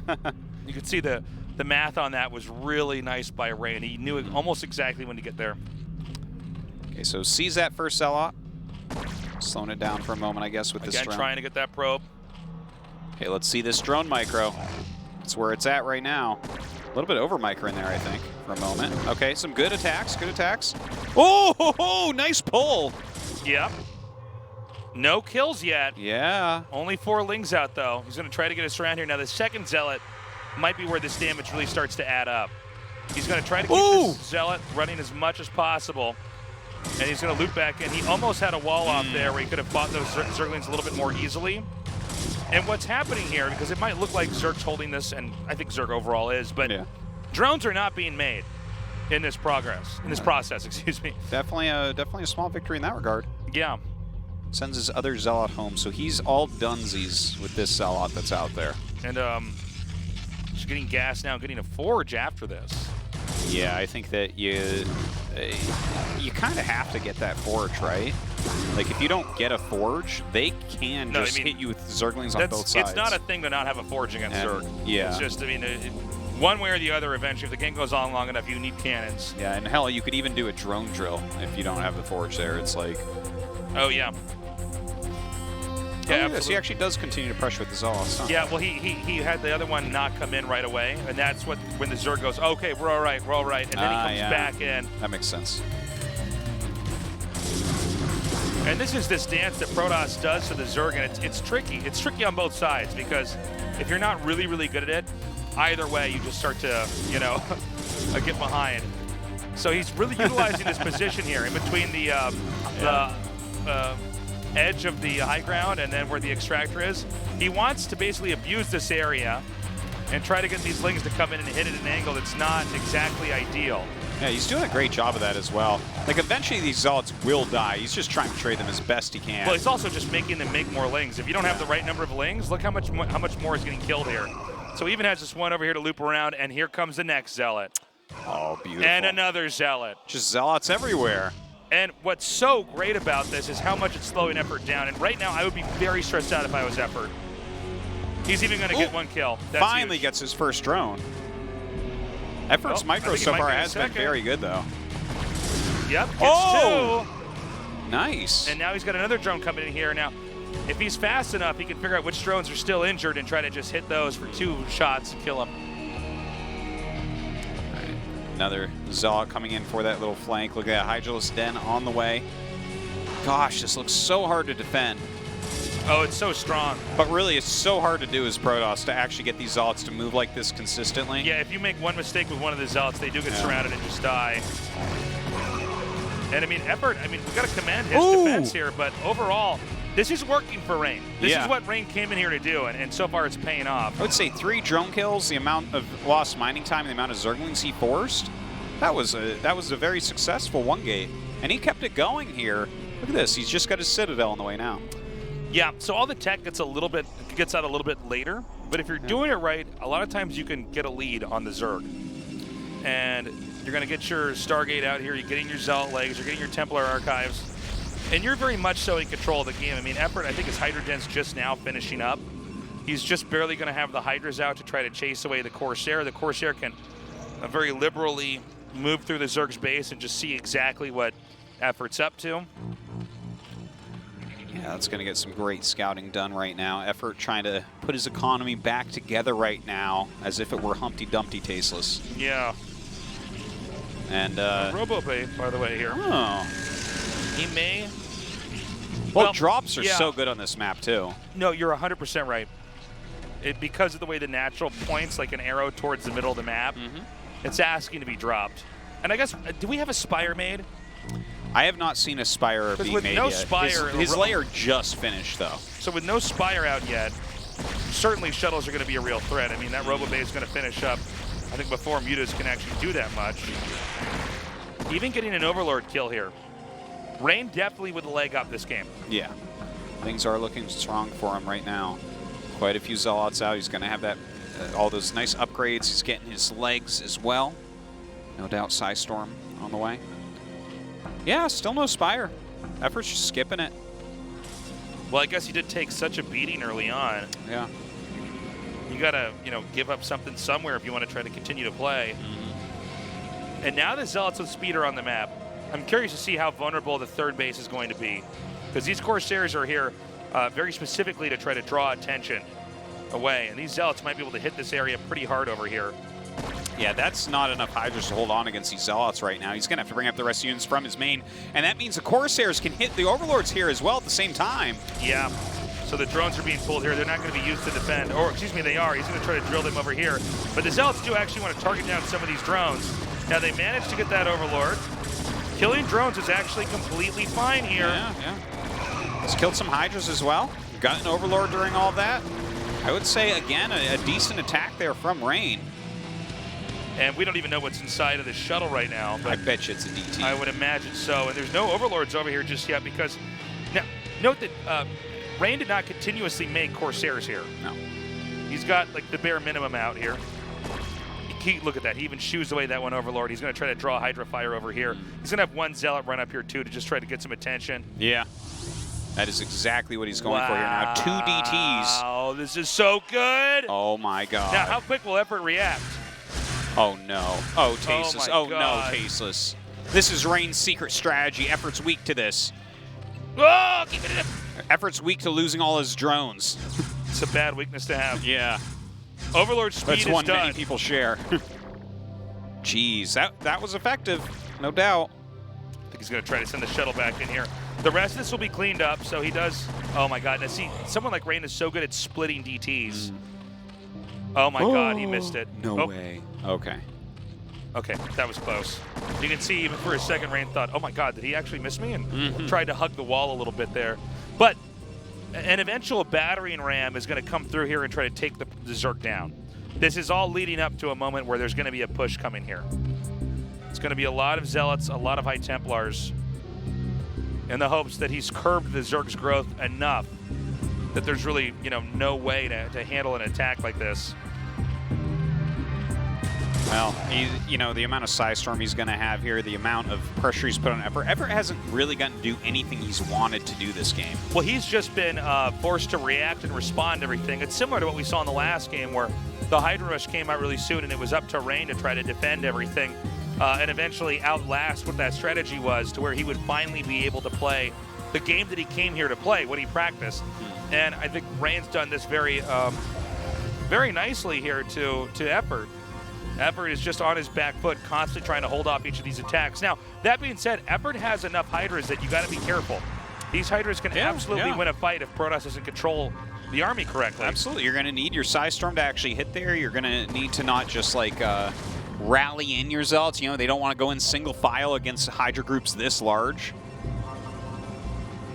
Now, this is, I wonder, right, because he has speed, which is not like a weird thing at all. Obviously, you need that as the game goes longer, but drops can be very strong here in ZVP. Yeah, you make a very good point, Artosis. By the way, he needs to tear that gateway down so he can get the rest of his army outside of his base with speed. But the high, okay, damn, Artosis, you called that one. So, right as this is leaving. Yeah. How does he know, Tasteless? How does he know? And look, he even knew this was a possibility. Yeah. He's making cannons here. Now, I think that is a lot of Hydras. You're not going to clear that with 5 goons. That's for sure. Well, he's got to get the rest of, oh my God, he's getting Observers here too. He's got to get High Templars up here. But this is eventually going to be cleaned up. And then it is going to be the turn here of Rain to come out on the map. So this is some damage Protoss is eating now, but eventually, unless Effort has a lot more drops and a lot more tricks up his sleeve, this push is going to come through. And with the rest of these Hydras coming down, he's got to be careful with these units in the center. Okay, Rain does pull those back very importantly. Overall, army versus army, definitely we would see Rain win, but Effort is pulling out a lot of tricks here while taking his 4th base. And Rain's still on 2.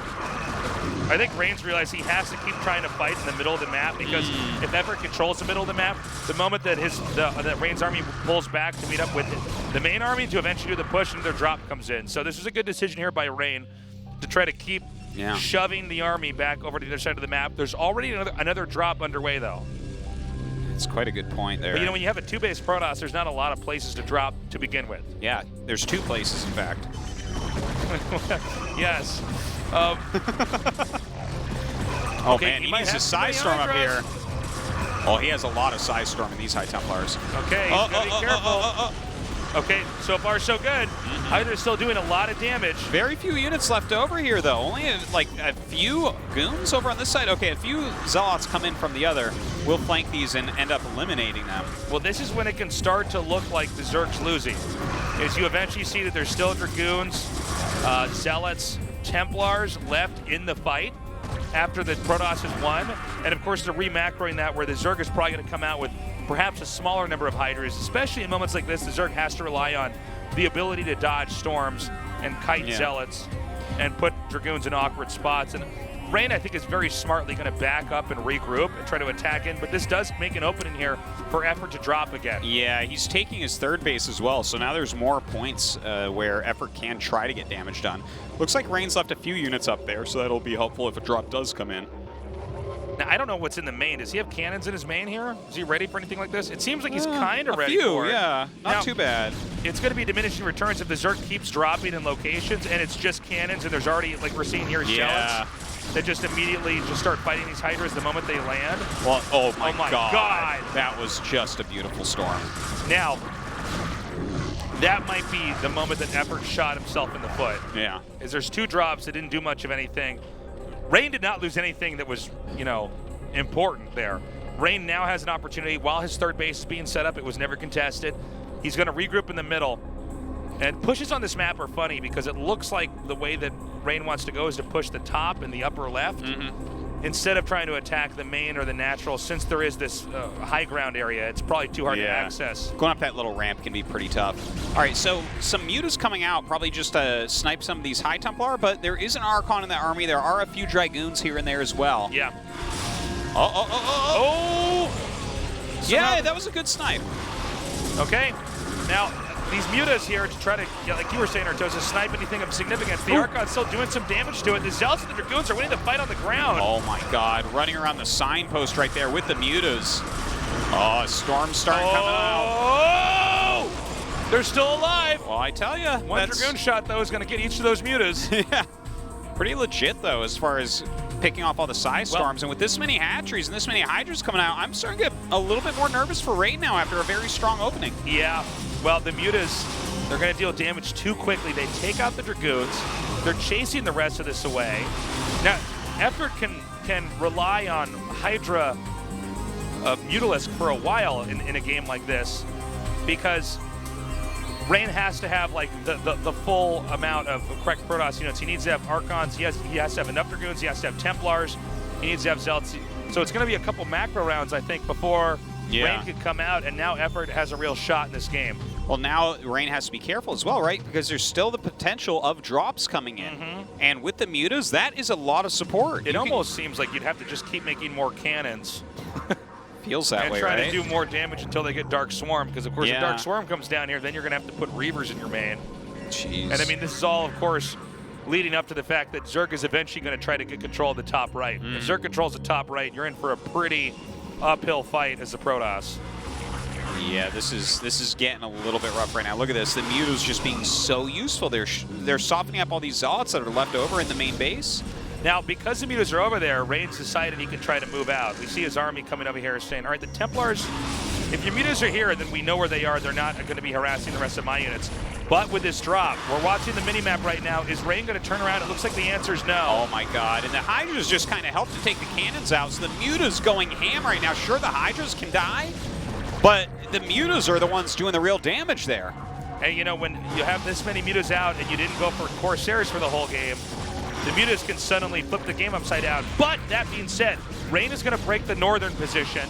He may be able to push into the northwestern position. Wow, that storm didn't touch that Hydra. Wow. Yeah, that was a very unfortunate side storm. By the way, no Templar, Kaidarian Amulet, I think it's called, the energy upgrade for the storm. That's actually pretty big when you're going up against just Hydra and Mutalisk. Yeah, having 2 storms or 3 storms is a big difference on a High Templar. Okay, I actually think that Rain might just be winning too many fights in too many locations here. Well, the Hydra count's getting lower and lower and lower with these great storms. It looks like there's actually enough, though, to hold off the rest of this attack, but I'm curious about these Zealots that are actually inside the main and the natural. I think he'll clean those up. I'm not too worried about those right now. There's a lot of Hydras still. Yeah, but I mean, with this number of drones being killed off, hold on a second. How many did he really lose to the Zealots? Dude, he's on 3 bases. He's only mining on 1 base. Protoss at least has infrastructure. I mean, yeah, there's a lot of Hydras that can come back, but Protoss is macroing out of a lot of gateways here.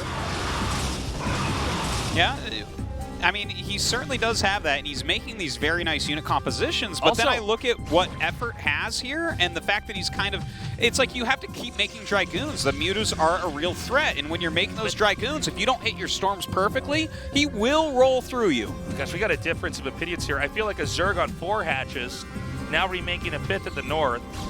Against a Protoss with, we're not really getting a clear shot. He's got 5, right? I think he has 5 hatch. Oh, no, you're right. There's 5 1, there. 2, okay, so there's 3, a 6 being made. And he has at least 2, he has 3 up there, so he actually has 6. Okay, so 7 being made. I thought he was on 4 hatch. I'm like, geez, 4 this is pretty bad. But let's see then. Okay, let's see if another push out here can do the damage he needs to do. Again, Effort very heavily relying on these Mutas.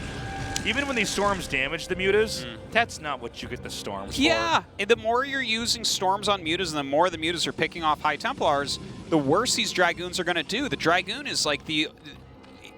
I don't know the best way to word it, but I just generally call it a support unit in this matchup. If it's alone, it sucks. Every Zerg unit beats it. It's the Drones last thing beat you need. It's the last thing you need, kind of the icing on the cake of your army. Now, we actually have 2 control groups of Mutas out now. Oh, this is not enough. This is just this is, I think that's like a bait almost. Well, hold on. Now, here's the problem. Those Mutas are still here, and now this Hydra army is going to come down, and Rain should not have pushed out this soon. This was a mistake here. Well, this is, I feel like Effort railroaded him this game. Like, Rain actually had a better opening, but the way that Effort played this with the Mutas, and like, he's forced so many Dragoons out. He's done some great jobs. He's been focusing so heavily on taking out Storms, and it's just really paying off at this point. Rain is just, he keeps getting crushed every time he moves. What's walking north up here? There's like something at the very top. It was killed off. I guess we'll never know. I'm not sure. Maybe an observer. But Rain seems to want to try to regroup again. Now, if you have enough Templars, enough Dragoons, enough Zealots, maybe an Archon or 2 in there, you can take on Hydra Muta. You just need to have everything in the right position. It's very hard to do. Yeah. Because once the Mutas snipe the Hydras, I'm sorry, the Templars, then the Hydras just come in and they start to kill everything. Now, Rain, I think, is handling this a little bit better. He's getting a nice footing here. What? All right, well, that's just what happens when you have a big army like this. Sometimes. But look, I mean, he definitely has a very technical army, like you say, but oh my God, those Storms were magnificent. Yeah, now if the Storms get off on the Hydras before, okay, that's all you need. If the Storms get off on the Hydras before the Mutas take them out, then you can see why Storm is so important here. Now I'm really feeling this for Rain. If he can keep pushing forward, the Muta count's been dropped pretty heavily. Gosh, Tasteless, that's a lot of Hydralisks. Sometimes quantity has a quality all its own. Well, let's see. There should be more reinforcements coming up now. He needs to. He's got 1 more Storm coming here. Okay, another Storm is coming up from the bottom there. That's actually really important as well. All right, there you go. Another Storm denied. Now, I think Rain needs to actually back up, but instead, this is where I feel like we're seeing some mistakes from Protoss is when they try to come in here. He's like, I'll finish him now. Oh, I don't know if you will, buddy. I think you're going to just lose all those Dragoons and have nothing with your High Templars that are coming out right now. Yeah, he needs to run. He needs to actually go up towards the upper right now. This is like a rule. Like it's like don't fight under Liberators in StarCraft 2. If you only have goons left, run away. Yeah, the Dragoons are generally not going to cut it. And so he's going to back up now. Again, though, you know, these Templars are so precious. It worries me when I see Rain coming out and he's got floating Templars on the middle of the map. Had he gone back and regrouped, I think he would have had the muscle to break through again. The Muta count had been completely dropped to 0. A lot of Hydras coming out here. So get a good Storm. Oh, okay, it's the one that doesn't shoot its Storm, so that's nice. He's going to try to wedge these Zealots up against the wall here, see if he can get a few more Hydra hits, and he does. Yeah, nice pickoffs for sure. There's a lot of hatcheries. Some of these patches are getting pretty low, so the economy of Effort, I mean, he's got the biggest drone saturation I've ever seen, basically, but... Yeah, what you do is you try to power up with a ton of drones here, and then you sit on it. And you're really, again, you're trying to win the game via a fight. Now, Rain is doing more of like a standard push play here, and so when he decides he can't push anymore, he's going to try to just cover this base at the upper right, just a little bit below the northeast side of the map. But, you know, because of some of the sloppier pushes from Rain, I feel like he's really created a window here where Effort can come back in. We've seen that the Templars have been remade. More and more getting picked off. It's just always forcing to keep that Dragoon count high as well with that. You were raising a good point, though, Rotosis, is that Zerg is going to be totally screwed if Zerg only has this north base with minerals in it. Yeah. You don't have anything then. Rain's in the same position, though. He's actually only mining off one base. Yeah. So. Yeah, both these guys are broke. I think Protoss needs to stop everything and go expand again. Yeah, he did have a probe up at the fourth he wanted. But looks like he wasn't able to get it before the mutas got to it. Rain's such a smart player. Just, you know, anything to keep him back. And I think this DT play is a great setup that's going to keep Effort preoccupied. He's going to try to hunt down these DTs. He gets them pretty quick. They don't get any damage done, but it does keep Effort back, like you said. You know what? Is he going to possibly push the main? I don't think there's anything over there, Artosis. If he gets up there, I think he has to kill the army. Like here we go. Mutas inbound. Oh boy. Just to the 8 side. High Templar. That is a lot of Psy Storm right there. Okay, here we go. Here they come. This is a lot of kills here. We don't have 3, 4, 5. What's funny though is that there's still 5 of 8. Still 3 High Templars out though. Yeah, but 3, like, and these are kind of low energy ones. I don't think that's cool. I don't know if it's quite enough to win the battle. And Rain is not refilling this army to this size again. That is not going to occur. The same can be said for Effort. I wonder if he should have just hidden a Stargate and been pumping Corsairs the whole time. You know? I wonder if he really had the money for that. Yeah, it's almost like a game of chicken on if you're going to keep making mutas, you know? Yeah. And the thing is, Effort never loses muta chicken. Yeah. That's the one thing I've always been saying about Effort Tasteless is he never loses muta chicken. People give you a lot of crap, Artosis, about saying that Effort never loses muta chicken. But it's true, right? But it's true. Look at it. Okay, so he's going to get every Templar, right? Oh my god. And now it's just Dragoons. Pull your odds back. Go back. That's not a PvT. Okay, he has to go back. He has to turn around. I think that Effort has just actually put him into a position where he can't recover. Yeah. And now he certainly can. That is going to be that. Rain with no additional base loses the game. GG. Effort's back. Wow. Sick play from Effort here tonight. Really fantastic play. Even this game where it really felt like Rain took the initiative early on and kept it for a long time. Effort fought back very intelligently. His Mutalisk play was out of control. He was all over the place. The amount of High Templars he picked off throughout this game was immense. And Rain with another, I guess for him, what might be a disappointment here in a big StarCraft 1 event. He made round of 8 only. We're getting into a different era. Rain coming out so strong after being so dominant in StarCraft 2, then he wins ASL, but now it appears that his Achilles heel is these super top-tier Zergs. Yeah. And you know, Effort's showing that. I mean, there was definitely some mistakes in Rain's play. There were definitely moments he walked into the trap. Well, you know what? Losing to Jaedong and Effort is nothing to be ashamed of. But if Rain wants to win another championship, these are literally exactly the Zergs he needs to beat to do it. 네, 8강 두 번째 경기의 승자가 탄생했습니다. 거의 1000일 만에 4강에 진출한 선수죠. 김정우 선수와 함께 얘기 나눠보겠습니다. 축하드립니다. Our second semi-finalist is Effort. He just made it. Congratulations. He says thank you. After the 6th season, you made it to the semi-finals. 소감부터 여쭤볼게요. You won 3-1 and almost took you 1,000 days. How do you feel? 마지막 세트까지 갈 줄 알았는데요. Even with today's wins, I thought we were going to go to match 5. Somehow, though, 이긴 경기가 좀 있어가지고 excuse me, says I was probably a little bit lucky. 뭐 오늘 But I definitely had some fortunate moments. 모두 김정우 선수의 So because 집요함도 of some of that 느껴볼 luck, 수 I won 있었고 3-1. 운영도 느껴볼 수 있었고 그리고 기본기도 좀 느껴볼 수 있었던 것 같습니다. 오늘 전반적으로 본인의 경기력 어느 정도 좀 만족하시나요? So in today's matchup, we could see a lot of great plays from you. How are you satisfied with your performance today?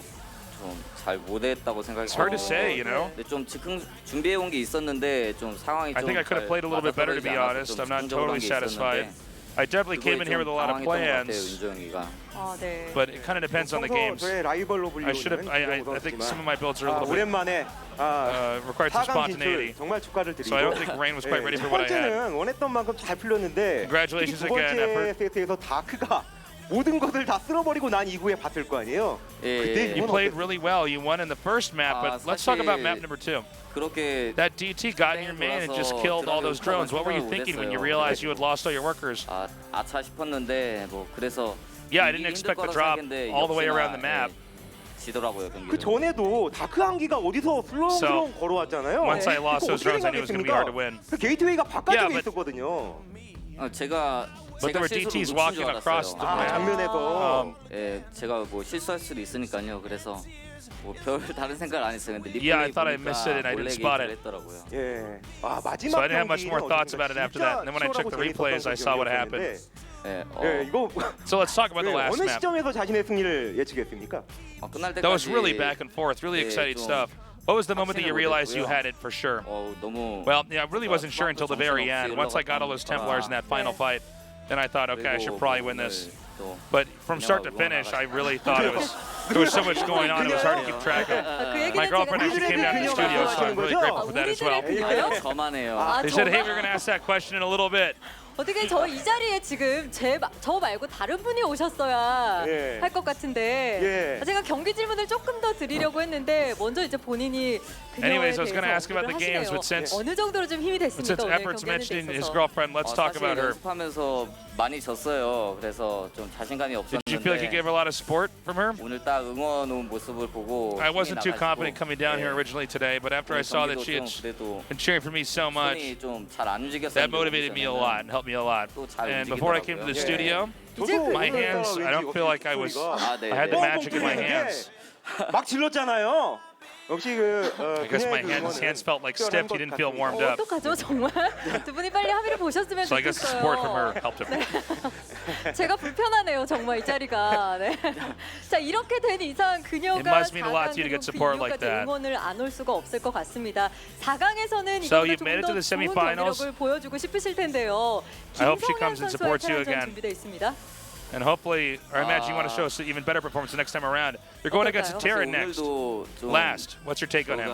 맵이 이번 시즌 좀 힘들더라고요 개인적으로. 그래서 오늘도 힘들 거라 생각했는데. Personally, I feel very strongly 최근에 또 우승도 about 했었고. the new maps this season. 상성 종족인데다가 Just recently, last one KSL.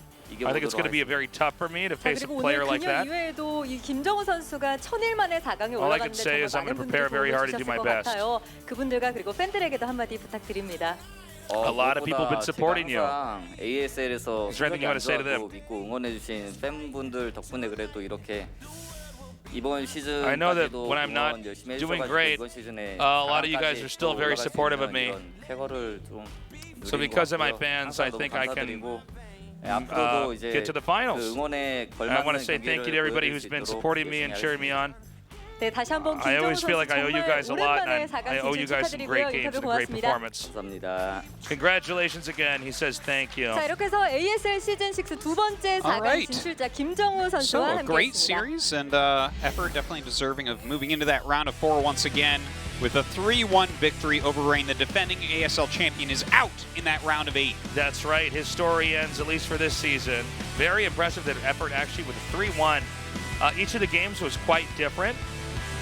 You could see that Rain, on Silphid, he did get that DT in there, but as long as Effort is very on top of his defense, he's not going to take too much damage early on. He can overcome even maybe the best Protoss we have right now in StarCraft Brood War. He did it. Yeah, but now he has to go up against the KSL champion in that round of 4. Yeah. Okay, and the fact that he 4-0'd Jaedong in a finals that Jaedong really prepared for makes me feel like Last could be favored here. And what if Last, maybe we have a Last Flash finals? Jeez Louise. Maybe Action faces Last in the finals after Action defeats Flash in a crazy upset, and then Action wins the whole thing? Oh my god. And it's the Action StarCraft Or maybe Mini beats Flash and Shuttle, and then he just DT rushes Last and drops Reavers on him and stuff, and then it's over. I'm fine with that too. There's a lot of things that can occur. One half of our bracket done and dusted, boys and girls. So next week we're going to be back with the other side of the bracket. We're on Sundays and Tuesdays here for ASL. I know our schedule has jumped around, but if you're going to watch us live, you got to do it Sunday, Tuesday, 7 p.m. KST. Coming up on Sunday will be Action versus Shuttle. Action is really the dark horse of the tournament. We don't know how far he can keep going. Shuttle, an ASL champion. That's, of course, exciting. Mini may be the guy that actually beats Flash. It's a real possibility. This guy is deadly as can be in PvT. These New Age Protosses are bringing a totally cool style. They're very abusive with shuttles and reavers. They like to really keep the pressure on the Terran and not let them breathe for a moment. But, of course, Flash is the guy who's supposed to win the ASL, right? Yes. He wins most of the ASLs we've ever had. Yes. So you have to imagine he's still the favorite coming into this, especially now that we don't have any more of these weird maps that we will never see again. Maps that taught us that PvP, you can make Corsairs on island maps. Yeah. I'm glad we learned that. Now let's take that and throw that in the Mini learned that in the most garbage painful can. way. Yes, he didn't did. And now let's go back to maps that you guys play on, like ladder-like maps. You can get some builds on here. Oh, this is a great map pool this season. It's really fun. So. Well, these are maps that allow us to have games that are at least based in the reality of what most of StarCraft's like. Yeah. It's cool to have these really abstract maps where we see games we've never seen before, but I think especially for remastered, bringing a lot of the old players back in Korea, outside of Korea, and we have new players that are coming back as well. It's cool to have maps that I think other people can utilize if they're actually playing online. So that's exciting. Indeed. So it's been a fun day, and I can't wait till Sunday. See what happens between Action and Shuttle. That is kind of the big underdog match, even though Shuttle is technically an ASL champion. Let's not forget that. Well, the thing about Action is that everybody says he's a practice monster. He's already shown some great games here, and I think with the more experience he has being here in the studio, the more comfortable he gets, the better he'll perform. That's one asset that a lot of these players have that it's hard to replace. It's just having that experience and not getting nervous. By the way, if you're in the studio, keep your ticket. There is a giveaway, a drawing at the end of the show. We've got mouse pads, plushies, all sorts of cool stuff. All sorts of cool stuff, and you want to have that. That's all the time we have. We'll be back on Sunday, 7 p.m., same time, same place. We love you guys. Have a good morning, afternoon, or night, wherever you are.